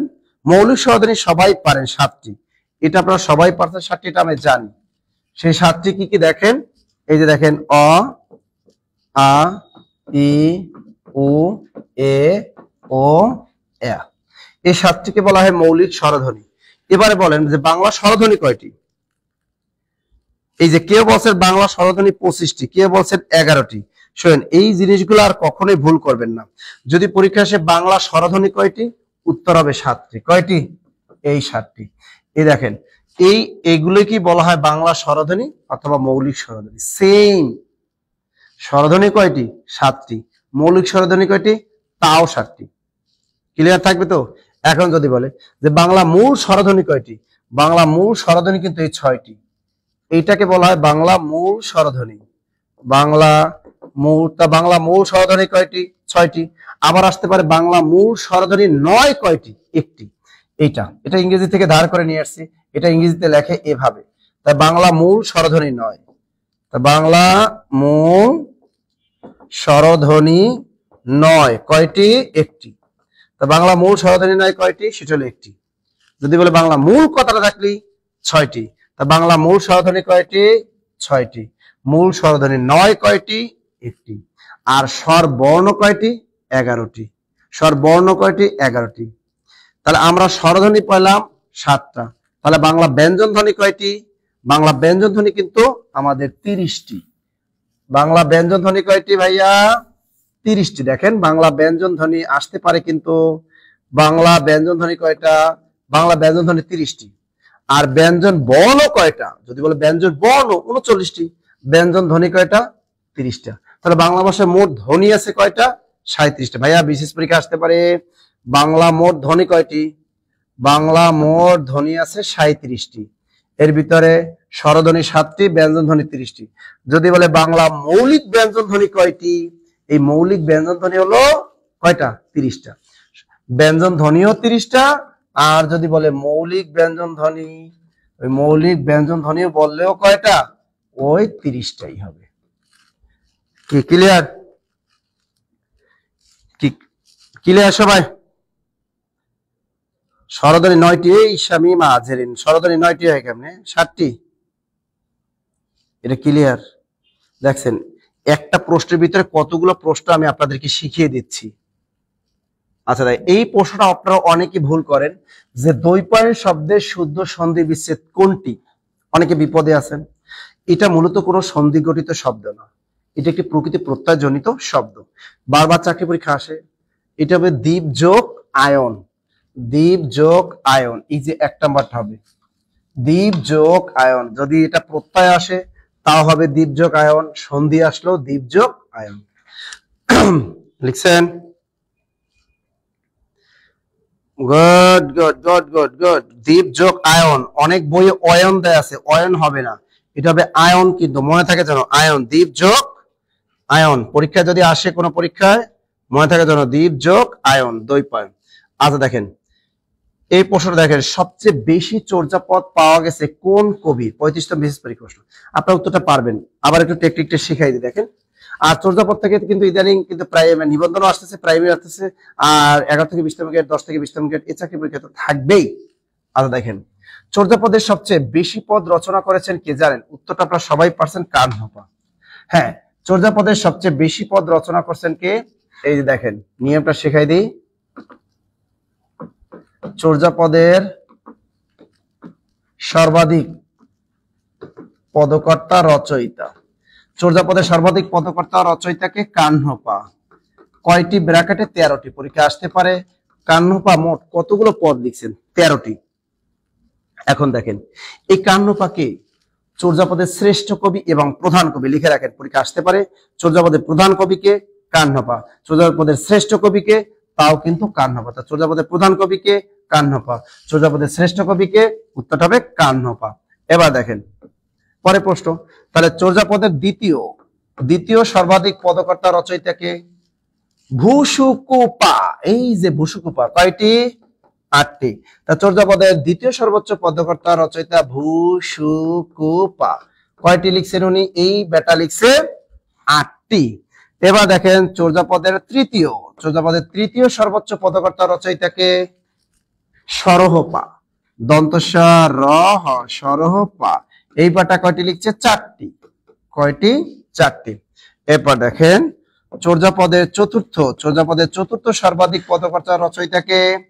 কুক্কুরিপা, বাংলা এই যে কুক্কুরিপা কয়টা লিখছে? 3টি। তাকে বলা হয় চর্যাপদের অনিয়মিত মহিলা কবি, লেডিস কবিকে এই কুক্কুরিপা, চর্যাপদের একমাত্র মহিলা কবি। এরপর দেখেন চর্যাপদের পঞ্চম সর্বাধিক পদকর্তা রচয়িতা কয়জন? 3জন, লুইপা, সবরপা, শান্তিপা। একজন হলো লুইপা, আর একজন হলো সবরপা, আর একজন হলো শান্তিপা। এরা কয়টা লিখছে? এরা সবাই 2টি করে পদ লিখছে। তাহলে লুইপা কয়টা লিখছে? 2টা। সবরপা কয়টা লিখছে? 2টা। শান্তিপা কয়টা লিখছে? 2টা করে।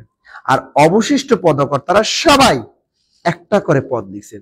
তাই লিখে রাখেন অবশিষ্ট পদকর্তারা সবাই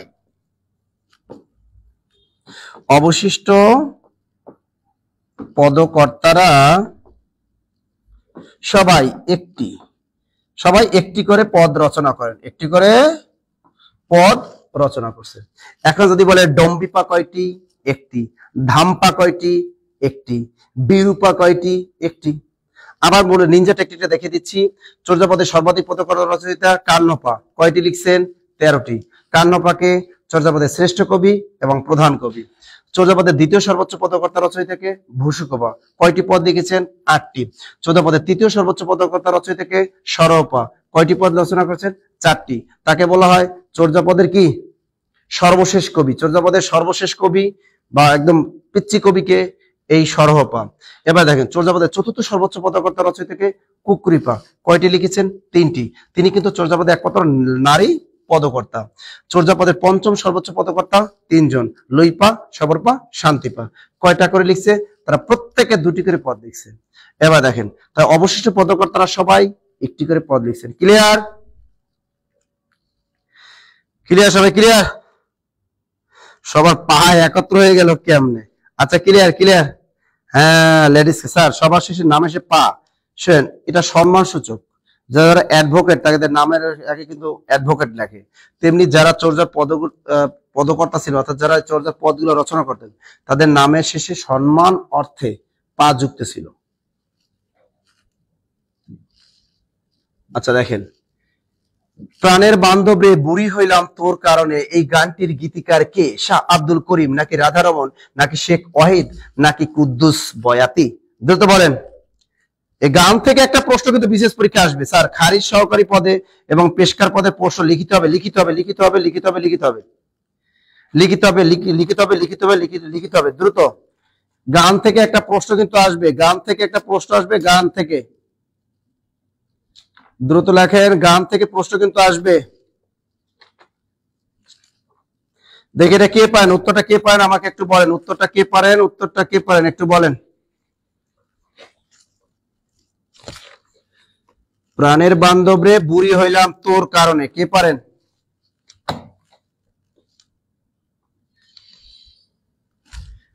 কুদ্দুস বয়াতি, কেউ বলে শেখ ওয়াহিদ, কেউ বলেন শেখ রার, কেউ বলছেন শাহ আব্দুল করিম, তবে বেশিরভাগ মানুষ বলছে শেখ ওয়াহিদ। উত্তরটা হবে শেখ ওয়াহিদ, শেখ ওয়াহিদ। এই গানগুলো থেকে একটা প্রশ্ন কিন্তু আসবে, গানগুলো থেকে প্রশ্ন আসবে কিন্তু আমাদের এই গানগুলো থেকে প্রশ্ন কিন্তু থাকবে শেখ ওয়াহিদ। আচ্ছা খেয়াল করেন, এইটা অনেক চাকরি পরীক্ষা আসছে, প্রাণের বান্ধবরে বুড়ি হইলাম তোর কারণে, এটা হলো শেখ ওয়াহিদ। যারা শাহ আব্দুল করিম বলছেন হয়নি, শেখ ওয়াহিদ। এবারে বলেন শাহ আব্দুল করিম আছে, রাধারমন, শেখ ওয়াহিদ আছে। এবার দেখেন এরকম গান থেকে কিন্তু পরীক্ষায় প্রশ্ন আসবে, যেমন একটা গান এভাবে আসতে পারে যে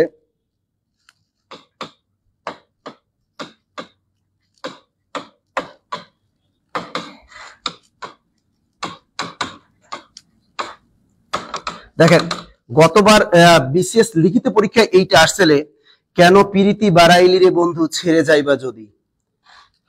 এই গানটার রচয়িতাকে কে পারেন,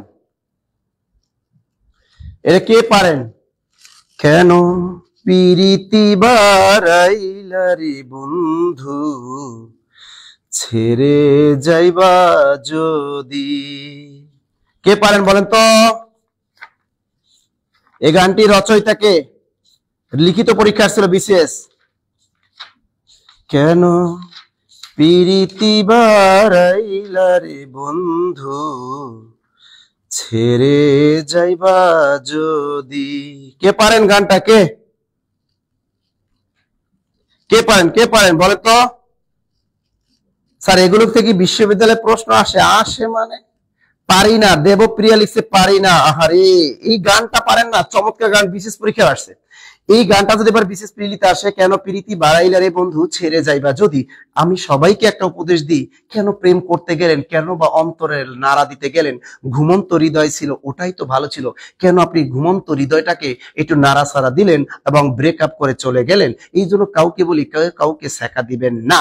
তা কেন প্রীতি বাড়াইলে রে বন্ধু ছেড়ে যাইবা যদি, এই গানটি রচয়িতা Shah Abdul Karim, Shah Abdul Karim, Shah Abdul Karim. Clear clear clear clear.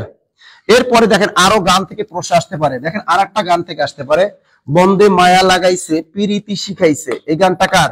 বন্দে মায়া লাগাইছে প্রীতি শিখাইছে, কার বলেন তো? বন্দে মায়া লাগাইছে প্রীতি শিখাইছে, গানটি কার বলেন তো? কার কার কার এই গানটি কার? বন্দে মায়া লাগাইছে প্রীতি শিখাইছে, কে? বন্দে মায়া লাগাইছে প্রীতি শিখাইছে, দিওয়ানা বানাইছে, কি জাদু করিয়া বন্দে মায়া লাগাইছে। কে পারেন? বাহ, সবাই পারছে। শাহ আব্দুল করিম, শাহ আব্দুল করিম। এই বন্দে মায়া লাগাইছে আর প্রীতি শিখাইছে, এটাও আমাদের কার গান? শাহ আব্দুল করিম, শাহ আব্দুল করিম। ক্লিয়ার? এরপর দেখেন গান থেকে একটা প্রশ্ন আসে কিন্তু, এরপরে দেখেন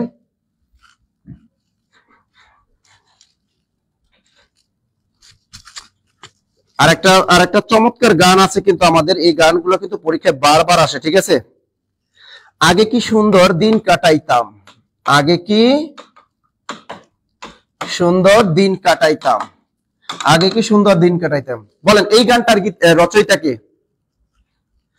এই আগে কি সুন্দর দিন কাটাইতাম, চমৎকার একটা গান। এই গানটার গীতিকার কে বা রচয়িতা কে? দ্রুত বলেন তো, এই গানটা কা? আগে কি সুন্দর দিন কাটাতাম, চমৎকার একটা গান, চমৎকার চমৎকার গান। কে পারেন, কে পারেন? আগে কি সুন্দর দিন কাটাতাম, দ্রুত বলেন। হ্যাঁ, এটাও কিন্তু লালন শাহ না, এটাও কিন্তু আগে কি সুন্দর দিন কাটাইতাম, শাহ আব্দুল করিম, শাহ আব্দুল করিম, চমৎকার গান, আগে কি সুন্দর দিন কাটাতাম, চমৎকার একটা গান। পারলেন না, অনেকেই পারলেন না, যারা পারছেন সবাইকে অসংখ্য ধন্যবাদ, অসংখ্য। এরপরে গান আরেকটা দে, কেমনে ভুলিব আমি বাঁচি না তারে ছাড়া, আমি ফুল বন্ধু ফুলের ভোমরা। এই গানটাকে আর বলেন তো, কেমনে ভুলিব আমি বাঁচি না তারে ছাড়া, আমি ফুল বন্ধু ফুলের ভোমরা। দ্রুত বলেন এই গানটার গীতিকার বা রচয়িতাকে কে পারেন, কে পারেন, কে পারেন, দ্রুত দ্রুত দ্রুত। আমাকে নতুন জামাই মনে হয়েছে কিন্তু পাত্রী নাই, ভুয়া জামাই, কোনো লাভ নাই। তার চেয়ে বলেন কেমনই ভুলিব আমি বাঁচি না তারে ছাড়া। এই গানটি রচয়িতাকে লিজা আক্তার, শাহ আব্দুল করিম, আব্দুল্লাহ আল মামুন সে লিখছে শাহ আব্দুল করিম, রাধারমন হবে না, শাহ আব্দুল করিম। স্যার কেমনই ভুলিব আমি, শাহ আব্দুল করিম, ভেরি গুড। কেমনই ভুলিব আমি বাঁচি না তার ছাড়া, এটা হলো আমাদের Shah Abdul Karim, Shah Abdul Karim, very good, very good, very good. চমৎকার একটা গান, কিন্তু চমৎকার একটা গান, শাহ আব্দুল করিম, চমৎকার, ঠিক আছে, চমৎকার একটা গান। গাড়ি চলে না, চলে না, চলে না রে, গাড়ি চলে না, গাড়ি চলে না, চলে না। এটাও একবার বিশেষ পরীক্ষা আসছে, গাড়ি চলে না, চলে না রে। বলেন গানটির রচয়িতাকে, গাড়ি চলে না, চলে না রে কার, এটা কার বলেন তো, এটা কার? শাহ আব্দুল করিম, গাড়ি চলে না, চলে না, এই গানটা কার? দ্রুত বলেন,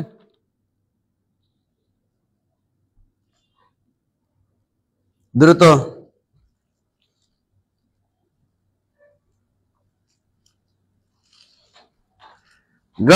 শাহ আব্দুল করিম। এবার দেখেন, নিশা লাগিল রে বাঁকা তো নয়নে, নেশা লাগিল রে।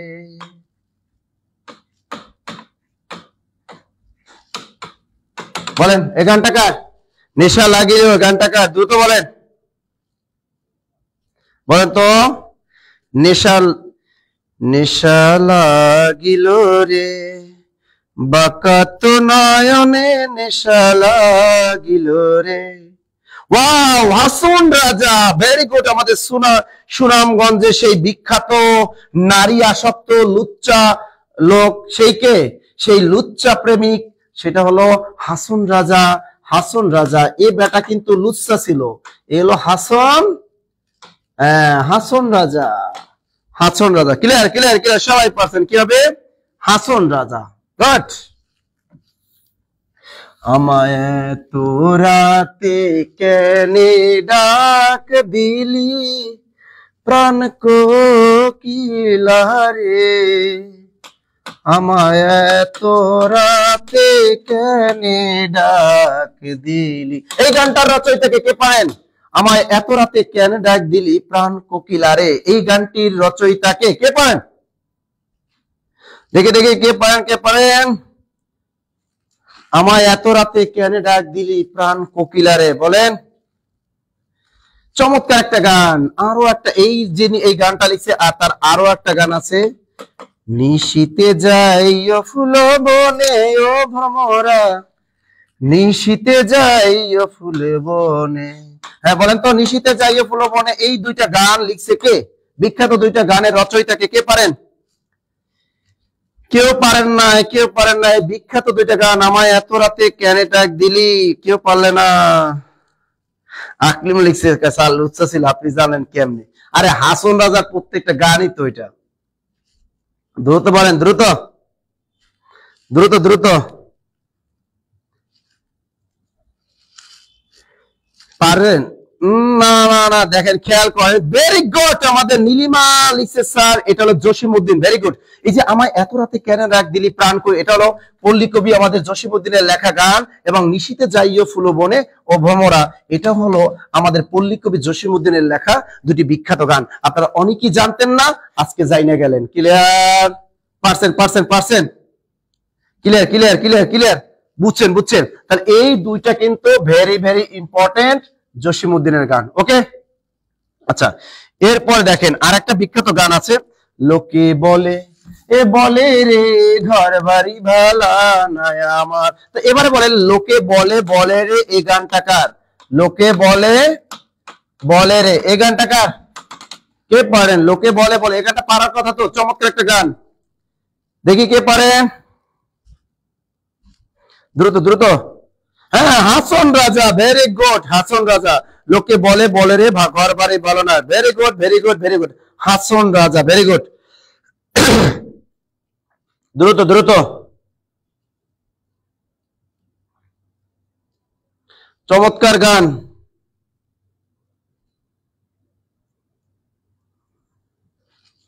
দ্রুত, এরপরে একটা গান আছে।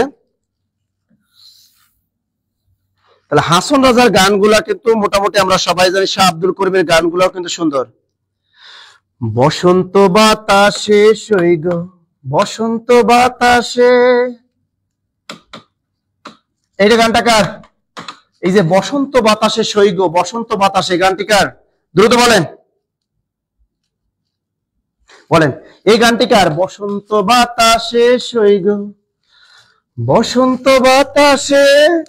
এই ঝর্ণা আমাকে পানি দিলা না, দ্রুত বলেন।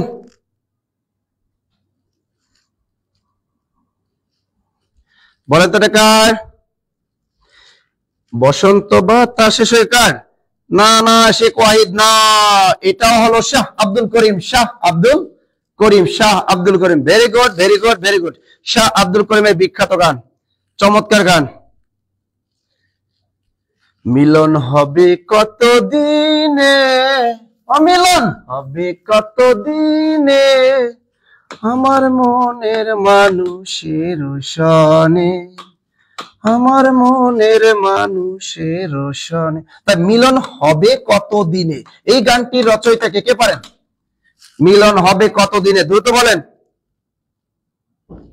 হাসন রাজা প্রাণীর প্রেমে মজিল রে, বাহ, নেশা লাগিল রে, বাঁকা তো নয়নে নেশা লাগিল রে, মিলন হবে কত দিনে, আমার মনের মানুষের সনে। Wow, Lalon Shah, very good. মিলন হবে কত দিনে, লালন শাহর একটা বিখ্যাত গান, very good very good very good, চমৎকার গান। ঠিক আছে, যাই হোক আমাদের এই যে গানগুলো হয়ে গেল,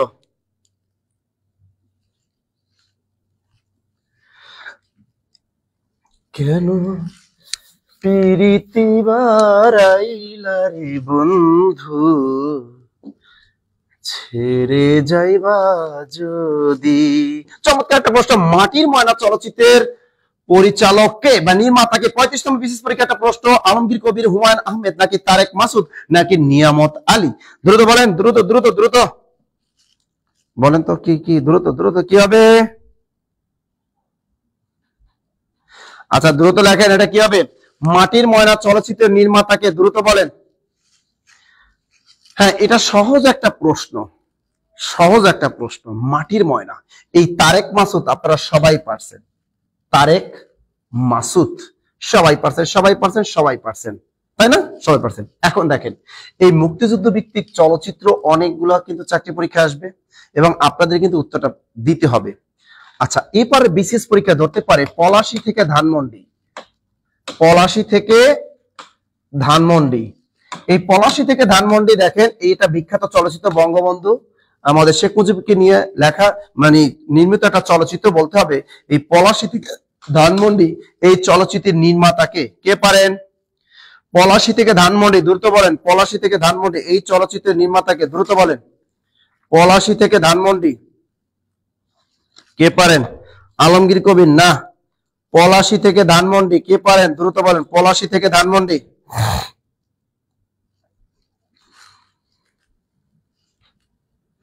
very good, Abdul Gaffar Chowdhury, very good. Abdul Palashi থেকে ধানমন্ডি, পরীক্ষা আসতে পারে। এই পলাশী থেকে ধানমন্ডি এই বিখ্যাত চলচ্চিত্রটি নির্মাতা হলেন আব্দুল গফফার চৌধুরী। আব্দুল গফফার চৌধুরী যিনি মারা গেলেন 2022 সালে, তিনি কিন্তু মারা গেছেন লন্ডনে বসে মারা গেলেন, এবং বর্তমানে তাকে বুদ্ধিজীবী কবরস্থানে তাকে কিন্তু দাফন করা হয়েছে। তাই পলাশী থেকে ধানমন্ডি এই চলচ্চিত্রটি নির্মাণ করেছেন আব্দুল গফফার চৌধুরী। আব্দুল গফফার চৌধুরী, ক্লিয়ার? আচ্ছা, এরপর দেখেন পরীক্ষা আসতে পারে এই যে পরীক্ষা যে জীবন ঢুলি, এগুলা কিন্তু বারবার আসে। জীবন ঢুলি এই চলচ্চিত্রের পরিচালককে বলেন। জীবন ঢুলি এই চলচ্চিত্রের নির্মাতাকে। জীবন ঢুলি, দ্রুত দ্রুত। জীবন ঢুলি এই চলচ্চিত্রের নির্মাতাকে, দ্রুত বলেন। জীবন ঢুলি, আগা। জীবন ঢুলি চলচ্চিত্রের নির্মাতাকে, দ্রুত বলেন।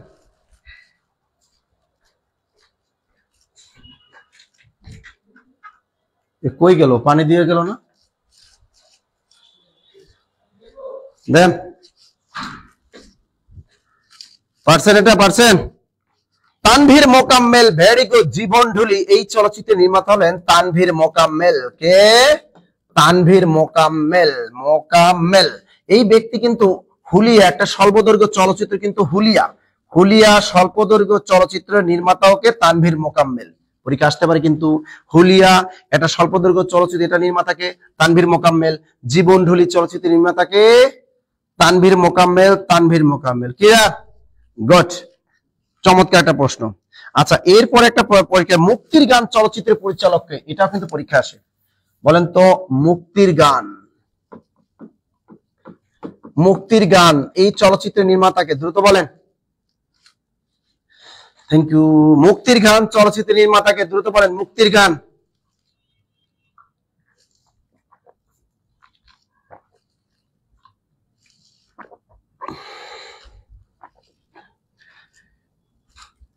হ্যাঁ, ঠিকই কইছেন। ঝর্ণা আজকে গানের সুরে পাহাড়ের উপরে আটকে গেছে, এটা বাস্তব কথাই। সে এদিক দিয়ে ভাগছে। আচ্ছা, বলেন তো মুক্তির গান চলচ্চিত্র পরিচালককে। মুক্তির গান তারেক মাসুদ। ভেরি গুড, এটা হলো তারেক মাসুদ। তা মুক্তির গান এই সিনেমাটার পরিচালককে তারেক মাসুদ, মনে রাখবেন। এরপরে 28 সুন্দর আছে নরসুন্দর। নরসুন্দর এই সিনেমাটা পরিচালনা করেছেন তারেক মাসুদ এবং ক্যাথরিন মাসুদ, তার স্ত্রীকে নিয়ে বলেছেন যে নরসুন্দর সিনেমাটার পরিচালককে তারেক মাসুদ এবং ক্যাথরিন মাসুদ। আর মুক্তির গান শুধুই তারেক মাসুদ। লিখে রাখেন, লিখে রাখেন, লিখে রাখেন, আসতে পারে। এবার এরকম দেখবেন মুক্তিযুদ্ধ থেকে, চলচ্চিত্র থেকে এরকম প্রশ্ন কিন্তু আসে, বারবার আসে, বারবার আসে।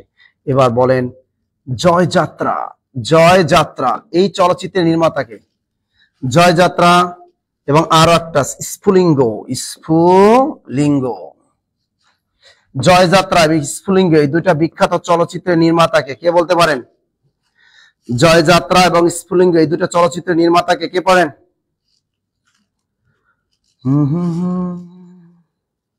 জয়যাত্রা এবং স্ফুলিঙ্গ এই দুইটা চলচ্চিত্রের নির্মাতাকে কেউ এখন পর্যন্ত উত্তর দিতে পারেন নাই। Very sad. Very good Maria. Tauquir Ahmed এই দুটা সিনেমার পরিচালক হলো তৌকির আহমেদ। তৌকির আহমেদ, তৌকির আহমেদ। চমৎকার, চমৎকার, চমৎকার, ভেরি গুড। এই জয়যাত্রা রেওয়ান আলী, জয়যাত্রা জহিরা হয় কেমনে? আজাইরা, ক্লিয়ার? তা এই যে দেখেন বাংলা চলচ্চিত্র আসতে পারে এখনো অনেক রাত। এখনো অনেক রাত এই চলচ্চিত্রের নির্মাতাকে বলেন। এখনো অনেক রাত এই চলচ্চিত্রের নির্মাতাকে। মুক্তিযুদ্ধ ভিত্তিক একটা বিখ্যাত চলচ্চিত্র এখনো অনেক রাত, কে পারেন? ব্রেকিং কি দিছে? 202 সেটের উত্তরপত্র মূল্যায়নের ত্রুটি। রাত 12টার মধ্যে প্রাথমিকের সংশোধিত ফল প্রকাশ করা হবে। এটা কতটুকু সত্য আমি জানি না, এখনো দেখি নাই তো। আচ্ছা, এখনো অনেক রাত কার? কেউ পারলেন না।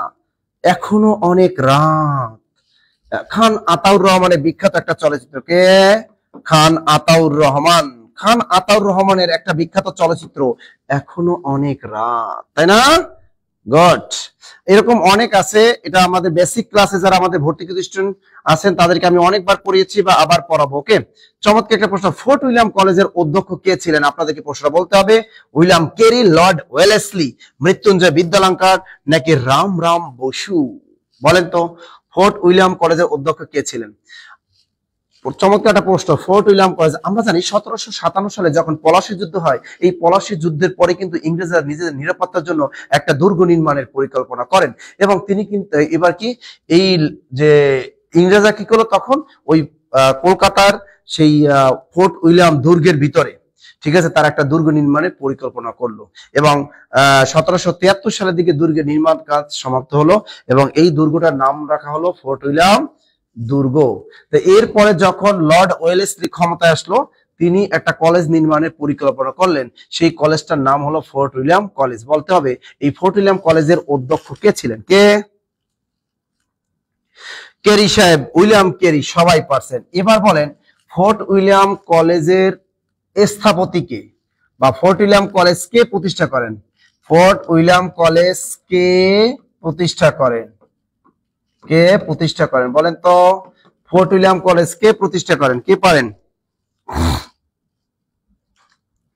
ফোর্ট উইলিয়াম কলেজ কে প্রতিষ্ঠা করেন? কে পারেন? ফোর্ট উইলিয়াম কলেজ কে প্রতিষ্ঠা করেন? দ্রুত বলেন। স্থপতি কে? Very good, Lord Wellesley. Fort William college স্থপতি লর্ড ওয়েলেসলি, লর্ড ওয়েলেসলি। আর ফোর্ট উইলিয়াম কলেজের সবচেয়ে বেশি গ্রন্থ রচনা করেছেন এই মৃত্যুঞ্জয় বিদ্যালঙ্কার। এই ব্যক্তি কিন্তু ফোর্ট উইলিয়াম কলেজে 5টি গ্রন্থ রচনা করেছেন। কয়টি? 5টি। এগুলা বিশেষ ক্লাসে বিস্তারিত পড়াবো। ওকে, আমাদের নেক্সট প্রশ্নটা দেখি। ভাষা আন্দোলন ভিত্তিক নাটক কোনটি? একদম সহজ একটা প্রশ্ন। ভাষা আন্দোলন ভিত্তিক নাটক কি? কবর, পায়রাস পাওয়া যায়, জন্ডিস ও বিবিধি বলুন, নাকি ওরা কদমালি? বলতে পারেন। এই ওরা কদমালি কিন্তু মামুনুর রশিদের লেখা বিখ্যাত একটা, মামুনুর রশিদ, মামুনুর রশিদ, মামুনুর রশিদের একটা বিখ্যাত নাটক। আর জন্ডিস ও বিবিধি বলুন এটা কার? সেলিম আল দিন, সেলিম আল দিন, সেলিম আল দিনের একটা বিখ্যাত নাটক জন্ডিস ও বিবিধ বেলুন। আর পায়রাস পাওয়া যায়, এটা হলো মুক্তিযুদ্ধ নিয়ে লেখা, এটা হলো কার? সৈয়দ শামসুল হক, যাকে বাংলা সাহিত্যের সব্যসাচী লেখক বলা হয়, সৈয়দ শামসুল হক, সৈয়দ শামসুল হক। এটা হলো পায়ের আওয়াজ পাওয়া যায়। আর ভাষা আন্দোলন ব্যক্তির নাটক কবর, এটা লিখছেন মনির চৌধুরী, এটা লিখছে মনির চৌধুরী। এটা হলো ভাষণ। তাহলে পরীক্ষায় এখানে প্রশ্ন আসছে ভাষা আন্দোলন ভিত্তিক নাটক কোনটি? কবর, কবর, কবর। আর পায়রাস পাওয়া যায় মুক্তিযুদ্ধ ভিত্তিক কার? সৈয়দ শামসুল হকের বিখ্যাত একটি নাটক, কাব্য নাটক বলা হয়, এটা কাব্য নাট্য বলা হয়। জন্ডিস ও বিবিধি বলুন এই নাটকটি রচয়িতাকে? সেলিম আল দিন। এবার দেখেন ওরা কদমালি এই বিখ্যাত নাটকটিকার? মামুনুর রশিদ, মামুনুর রশিদ। ক্লিয়ার? লিখছেন? গুড। এই ক্লাস কেমন লাগতেছে বলেন তো? কম ক্লাস করতেছে, বিসিএস এর ক্লাস একটু কমই করে। আসলে এইগুলো থেকে কিন্তু যে কোনো চাকরি পরীক্ষায় কিন্তু আসে, যে কোনো চাকরি পরীক্ষায় কিন্তু আসে। ওকে, আমাদের নেক্সট প্রশ্ন দেখেন। দেয়াল রচনাটি কার? হুমায়ুন আহমেদ, তারাশঙ্কর বন্দ্যোপাধ্যায়, বুদ্ধদেব বসু, সেলিনা হোসেন। একটু খেয়াল রাখেন, এই দেয়াল মুক্তিযুদ্ধ, এই দেয়াল রাজনৈতিক উপন্যাস, দেয়াল রাজনৈতিক উপন্যাসটা কে লিখেছেন? আমাদের হুমায়ুন আহমেদ। কি হবে? হুমায়ুন আহমেদ।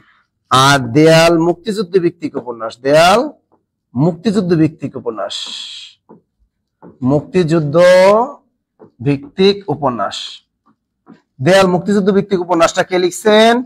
আবু জাফর শামসুদ্দিন, আবু জাফর শামসুদ্দিন। তা দেখেন এখানে পরীক্ষা কি আসলো? পরীক্ষা যদি আসে দেয়াল রাজনৈতিক উপন্যাসিকার হুমায়ুন আহমেদ, দেয়াল মুক্তিযুদ্ধ ভিত্তিক উপন্যাসিকার আবু জাফর শামসুদ্দিন, আবু জাফর শামসুদ্দিন। ক্লিয়ার?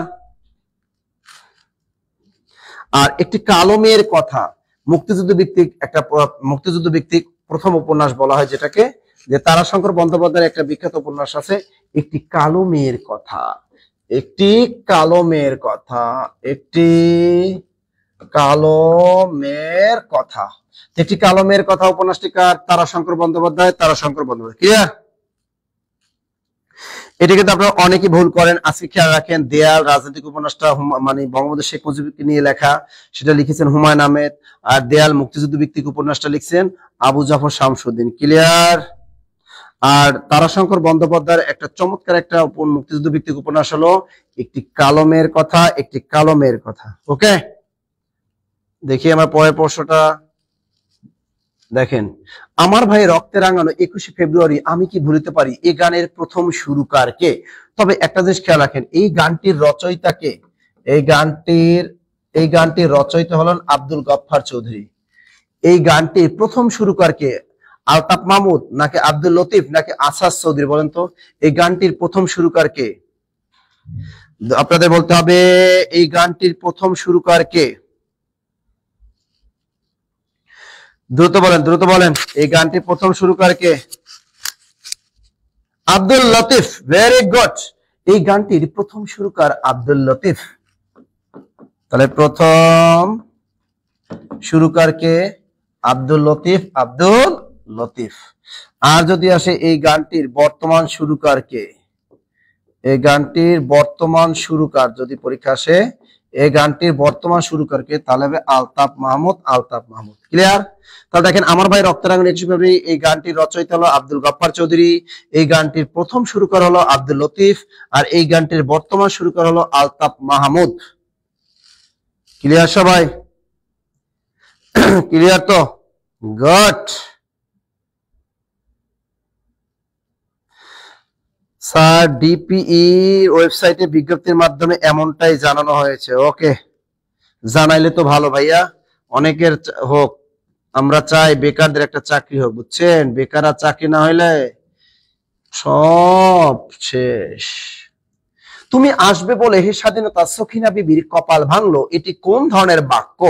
উত্তরটা দেখি, আশা করতেছি বলতে পারেন কোন ধরনের বাক্য। একটি খেয়াল করেন, আমরা জানি এটা কখনোই সরল বাক্য হবে না, এটা অবশ্যই জটিল বাক্য। কেমনে?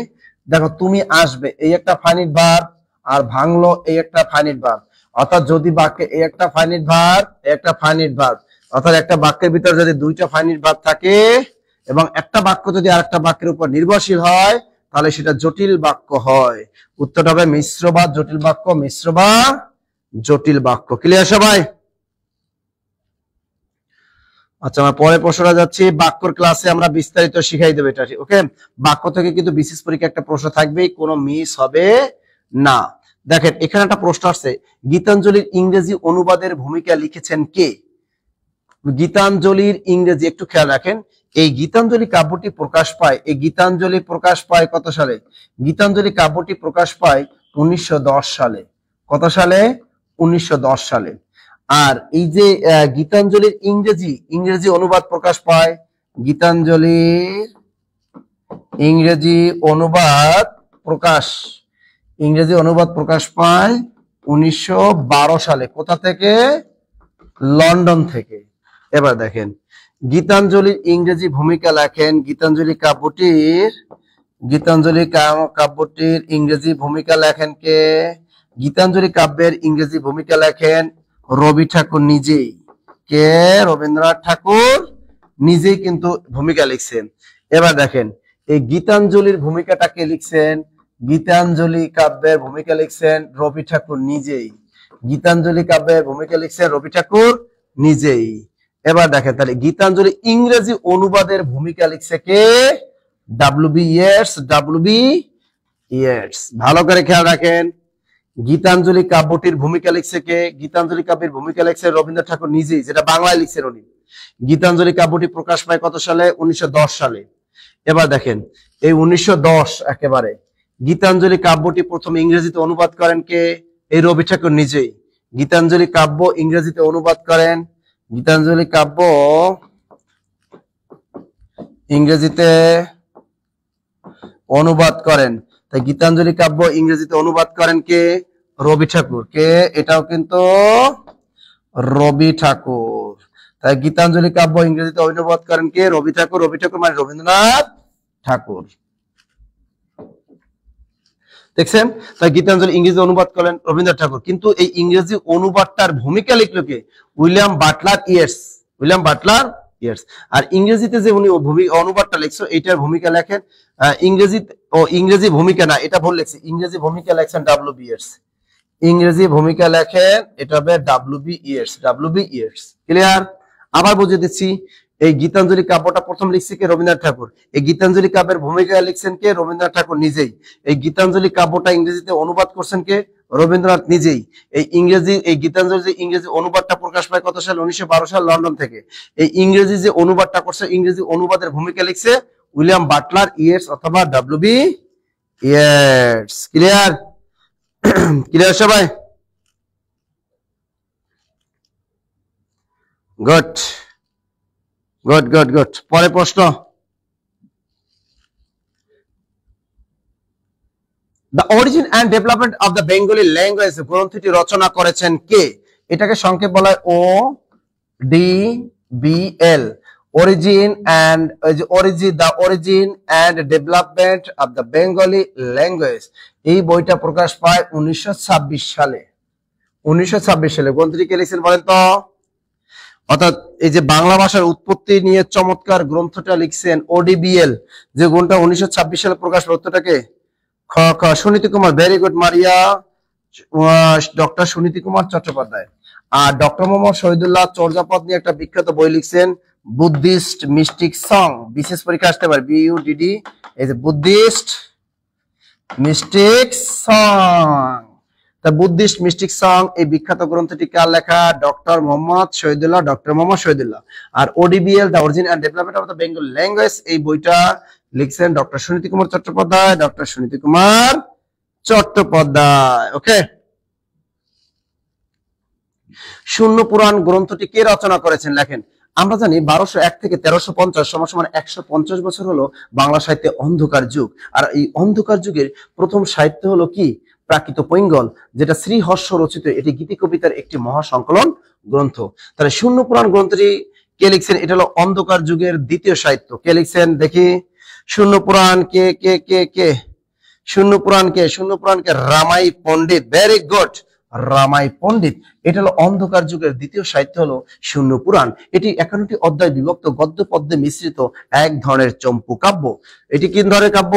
চম্পু কাব্য। এই গ্রন্থের একটা বিখ্যাত কবিতা হলো নিরঞ্জনের উষ্মা অথবা নিরঞ্জনের রুষ্মা, যাকে বড় জালালি এবং ছোট জালালি বলা হয়। আর অন্ধকার যুগের সর্বশেষ যে কাব্যটা পাওয়া গেছে সেটার নাম শেখ শুভদয়া, যেটা রচয়িতা হলো হলাইদ মিশ্র। এটিও কিন্তু 25টি অধ্যায় বিভক্ত, গদ্য পদ্য মিশ্রিত এক ধরনের চম্পু কাব্য। এটি রাজা লক্ষণ সেন এবং শেখ জালালউদ্দিন তাবরেজির অলৌকিক কাহিনী নিয়ে রচিত। এতক্ষণ যারা আমাদের সাথে ছিলেন সবাইকে অসংখ্য ধন্যবাদ। ক্লাসটি কেমন লাগলো আমাদেরকে একটু কমেন্টের মাধ্যমে জানাবেন। ক্লাসটি কেমন লাগলো সবাই একটু কমেন্ট করে জানান। আজকে ক্লাসটি কেমন লাগলো একটু কমেন্ট করে জানাবেন। ওকে। যারা আমাদের বিভিন্ন কোর্সে ভর্তি হবে, যারা এবার প্রাইমারি পরীক্ষায় মনে করেন খারাপ করছেন, কিছু করার নাই। আবার বলে আজকে বিসিএস, এই বিগত সালে বিসিএস পরীক্ষার প্রশ্নগুলো আমরা সলভ করলাম। আশা করি এখান থেকে বিসিএস 26 তারিখের পরীক্ষা ইনশাল্লাহ হবো আপনারা কমন পাবেন। তা এই যে যারা বিসিএস পরীক্ষা দিবেন আর যারা অ্যাডভান্স মনে মনে ভাবছেন যে আমি অ্যাডভান্স বিসিএস কোর্সে ভর্তি হব, আমাদের নতুন অ্যাডভান্স যে কোর্স 47তম বিসিএস, এই যে 47তম বিসিএস নতুন যে প্রিলি 47তম বিসিএস নতুন প্রিলি অ্যাডভান্স কোর্স যেটা এখন চলতেছে, এই নতুন কোর্সটা আপনারা ভর্তি হতে পারবেন মাত্র 4000 টাকায়। আর যাদের আর্থিক সমস্যা আছে তারা এটা 3500 টাকায় ভর্তি হতে পারবেন। এর সাথে কিন্তু 144টা লেকচার শিট কিন্তু আপনারা পেয়ে যাবেন। তাহলে 47তম বিসিএস প্রিলি আমাদের কোর্স ফেরত 4000 টাকা। এর ভিতরে আমি তো দেখেছি অনেকে 4000 4500 টাকা শুধু লেকচার শিটে বিক্রি করে। আর আমাদের এই 4000 বা 3500 টাকার ভিতরে কিন্তু আপনি পরিপূর্ণ 144টা লেকচার শিট কুরিয়ার যোগে আপনার বাসায় আমরা পৌঁছে দেব। এর জন্য আর কোনো টাকা পয়সা আপনাকে দিতে হবে না। আর আমাদের সারা বাংলাদেশে যে অফলাইন ব্রাঞ্চ গুলো আছে সেখানে আপনি অফলাইনেও ক্লাস করতে পারবেন, অনলাইনেও ক্লাস করতে পারবেন। সবাইকে বলে দিচ্ছি আমাদের অনলাইন, ঠিক আছে সবাই? দেখছেন স্যার কল দিলাম আপনাকে ধরেন। আচ্ছা আমি এই আমার ফোনটা আমার সাথে, এখন যদি আমাকে আপনি কল দেন আমি ধরবো? এটা কি হয়? এটা আপনাদের কাজ এটা? হ্যাঁ। তাহলে এই বিশেষ পরীক্ষার কোর্সটা যদি আপনারা করেন স্যার ইংরেজি সাহিত্যের একটা ক্লাস দিলে ভালো হতো স্যার, আচ্ছা দিয়ে দেবো, ইংরেজি সাহিত্যের ক্লাস দিয়ে দেবো। গানে গানে ক্লাস শেষ করতে চাই, এটা কোনো কথা? গানে গানে ক্লাস শেষ করতে চান, এটা কোনো কথা?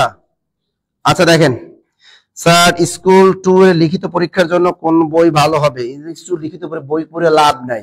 আমরা যে বাংলা ইংরেজি, আমি বাংলাটা আমি পড়াই, সাজু স্যার ইংরেজি পড়াই, সব প্রশ্নগুলো ক্লাসে লেখাই দিই, কোনো বই পড়ার দরকার হয়। স্যার গানগুলো ছিল সেই রকম, হ্যাঁ গানগুলো ছিল সেই রকম, ভেরি গুড। তার শাস্ত্র ইসলাম বিশেষ এটা। আর যাদের আমি বলি যারা এই যে 10 থেকে 20তম গ্রেড এই যারা কোর্সটা করবেন, 10 থেকে 20তম গ্রেডের বললাম, তাদের এই কোর্সটা আমার বললাম 10 থেকে 20তম গ্রেড নতুন কোর্স, আগামীকাল সন্ধ্যা 7টায় এই ক্লাসটা হবে। আর শাস্ত্র ইসলাম বিশেষ এর ক্লাস হবে আগামীকাল বিকেল 3টায়। আর 10 থেকে 20তম গ্রেডের ক্লাস এটা হবে আগামীকাল সন্ধ্যা 7টায়। আর এই কোর্সের কোর্স ফি হলো 2200 টাকা, আমরা এখন 1950 টাকায় নিচ্ছি। আর যারা আমাদের পুরাতন স্টুডেন্ট তাদের জন্য এটা 1650 টাকা। ওকে, এর সাথে কিন্তু নতুন আপডেট হাইলাইটস আসতেছে। আমরা 26 থেকে বিসিএস প্রিলিমিনারি পরীক্ষার প্রশ্ন অ্যাড করেই আমরা আপনাদের নতুন হাইলাইটস আমরা আপনাদেরকে পাঠিয়ে দিব। ক্লিয়ার? আপনাদের কোনো প্রশ্ন থাকলে কোনো কোর্স রিলেটেড বা পড়াশোনা রিলেটেড যদি কোনো কোশ্চেন থাকে আমাকে প্রশ্ন করেন, আমি আপনাদেরকে জবাব দিয়ে দিচ্ছি। একটু বলেন তো। স্যার কৃষি শুধু 2টা ক্লাস হয়েছে। ওরে বাবারে, 2টা ক্লাস হইতে তাতেই কম? ক্লাস পাবে লাগে কয়টা? লিখিত পরীক্ষা ক্লাস লাগবে 8 থেকে 10টা ক্লাস, অলরেডি 2টা হয়ে গেছে, আপনি তো খুশি থাকার কথা। বাকি ক্লাস রেজাল্ট দেখ, 1 সপ্তাহের ভিতরে আমরা 1 সপ্তাহের ভিতরে 7 দিনের ভিতরে কোর্স কমপ্লিট করে দেবো একদম, প্রতিদিন ক্লাস দিয়া। এই সপ্তাহে রেজাল্টটা দেখ, আপনাদের কোনো টেনশনের কারণ নাই। এখন না আগে দিয়েছিলাম লাস্ট 93তে আছে দেখি স্যার। আর কি দেখি স্যার, নিবন্ধনের রিটেন ক্লাস শুরু কবে থেকে? পলিটিক্যাল সায়েন্সের সবই তো হয়েছে। কিছু ক্লাস আমরা অফলাইন লিখিত পরীক্ষার ক্লাস শুরু হবে 27 তারিখ থেকে, কারণ আমাদের অধিকাংশ শিক্ষকরা বিসিএস পরীক্ষা দেবে, আপনারাও বিসিএস পরীক্ষা দেন। 26 তারিখের আগে ওই ধরনের সাবজেক্ট 4-5টা সাবজেক্টের ক্লাস হবে না। আগামীকাল ভূগোলের ক্লাস হবে, নিবন্ধন ভূগোলের ক্লাস হবে আগামীকাল, মনে থাকে জানো। আগামীকাল ইকোনমিক্স এর ক্লাস হবে, ভূগোলের ক্লাস হবে আগামীকাল লিখিত। আচ্ছা, আর কারো কোনো প্রশ্ন আছে বলবেন? ক্লাস কি শেষ করে দিব? কারো কোনো প্রশ্ন থাকলে আমাকে করেন। ওরে বাবার, তখন কি শেষ করতে পারবো আমরা? এটা কোনো কথা? কইলেন 1 সপ্তাহের ভিতরে আপনারা শেষ করতে পারবেন না পড়াশোনা? তাহলে আজীবন আপনি পাস করতেন না। আজীবন অনেক কোচিং তো ভর্তি হয়েছে, একটা ক্লাসও করতে পারছেন কিনা সন্দেহ। আমরা তো অনেকটা কোর্সের 2টা 3টা 4টা ক্লাস, অ্যারাবিকে তো 4টা ক্লাসও দিয়ে দিয়েছি। আচ্ছা, আর কোনো কিছু আছে? সিসর ইসলাম বিসিএস এর কোনো আপডেট আছে? স্যার সময় মতো পরীক্ষা হবে? হ্যাঁ, পরীক্ষা ঠিক মতোই হবে। বাংলাদেশ যদি আগুনে পুরিয়া সারখারা হয়ে যায়, পিএসসি পরীক্ষা নিবে 26 তারিখ। নো টেনশন 26 তারিখ পরীক্ষা হবে। স্যার আমি প্রাইমারি 2য় তলায় ভর্তি ছিলাম, এখন স্কুল 2তে ভর্তি হতে কত টাকা লাগবে? মাত্র 1500 টাকা লাগবে, মাত্র 1500 টাকা। লিখিত কোর্স 1500 টাকা। স্যার চারুকলার ক্লাস কবে? আজকে তো চারুকলার ক্লাস না, গতকাল চারুকলার ক্লাস হয়ে গেল তো। এ যাবৎকালে চারু কারুকলার 3টি ক্লাস হয়ে গেছে। গতকাল চারু কারুকলার ক্লাস হয়ে গেছে, 3টে ক্লাস অলরেডি হয়ে গেছে। কলেজের ইংলিশ নেক্সট ক্লাস কবে? আজকে তো সাইদুল স্যার ইংরেজি ক্লাস নিল। আপনারা চান কি জানেন? যে স্যার 3 দিনের ভিতরে 1 সপ্তাহের ভিতরে করাই আমাদের ছাড়িয়ে দেন, আমরা খুশি। আমরা এটাই করবো এরপর, বুঝছেন? 26 তারিখ প্রিলি পরীক্ষাটা হোক, আমাদের টিচারদের একটানা ক্লাস দেবো সকাল 8টা থেকে রাত 12টা পর্যন্ত, আপনাদের 1 সপ্তাহের ভিতরে শেষ করে দিব। যাই হোক, অনেক রাত হইলো, আপনারা ভালো থাকবেন, সুস্থ থাকবেন, ঠিক আছে? অনেক কষ্ট করছেন আপনারা, ভালো থাকবেন, সুস্থ থাকবেন। আর আপনাদের ভর্তি সংক্রান্ত যদি কোনো কিছু থাকে, এই যে 01755072190 আমার নাম্বারে কল দিবেন। যাদের আর্থিক সমস্যা আছে তারা এই নাম্বারে কল দিবেন। ওকে, যারা প্রাইমারি অ্যাডভান্স কোর্সে ভর্তি হবেন, নিবন্ধন অ্যাডভান্স কোর্সে ভর্তি হবেন, বিসিএস 11 থেকে 10 থেকে 20তম গ্রেড যে কোনো কোর্সে ভর্তির জন্য এই নাম্বারে আপনারা টাকা পাঠাবেন। আর এই নাম্বারে কি করেন? আর্থিক সমস্যা থাকে বললেন। ওকে।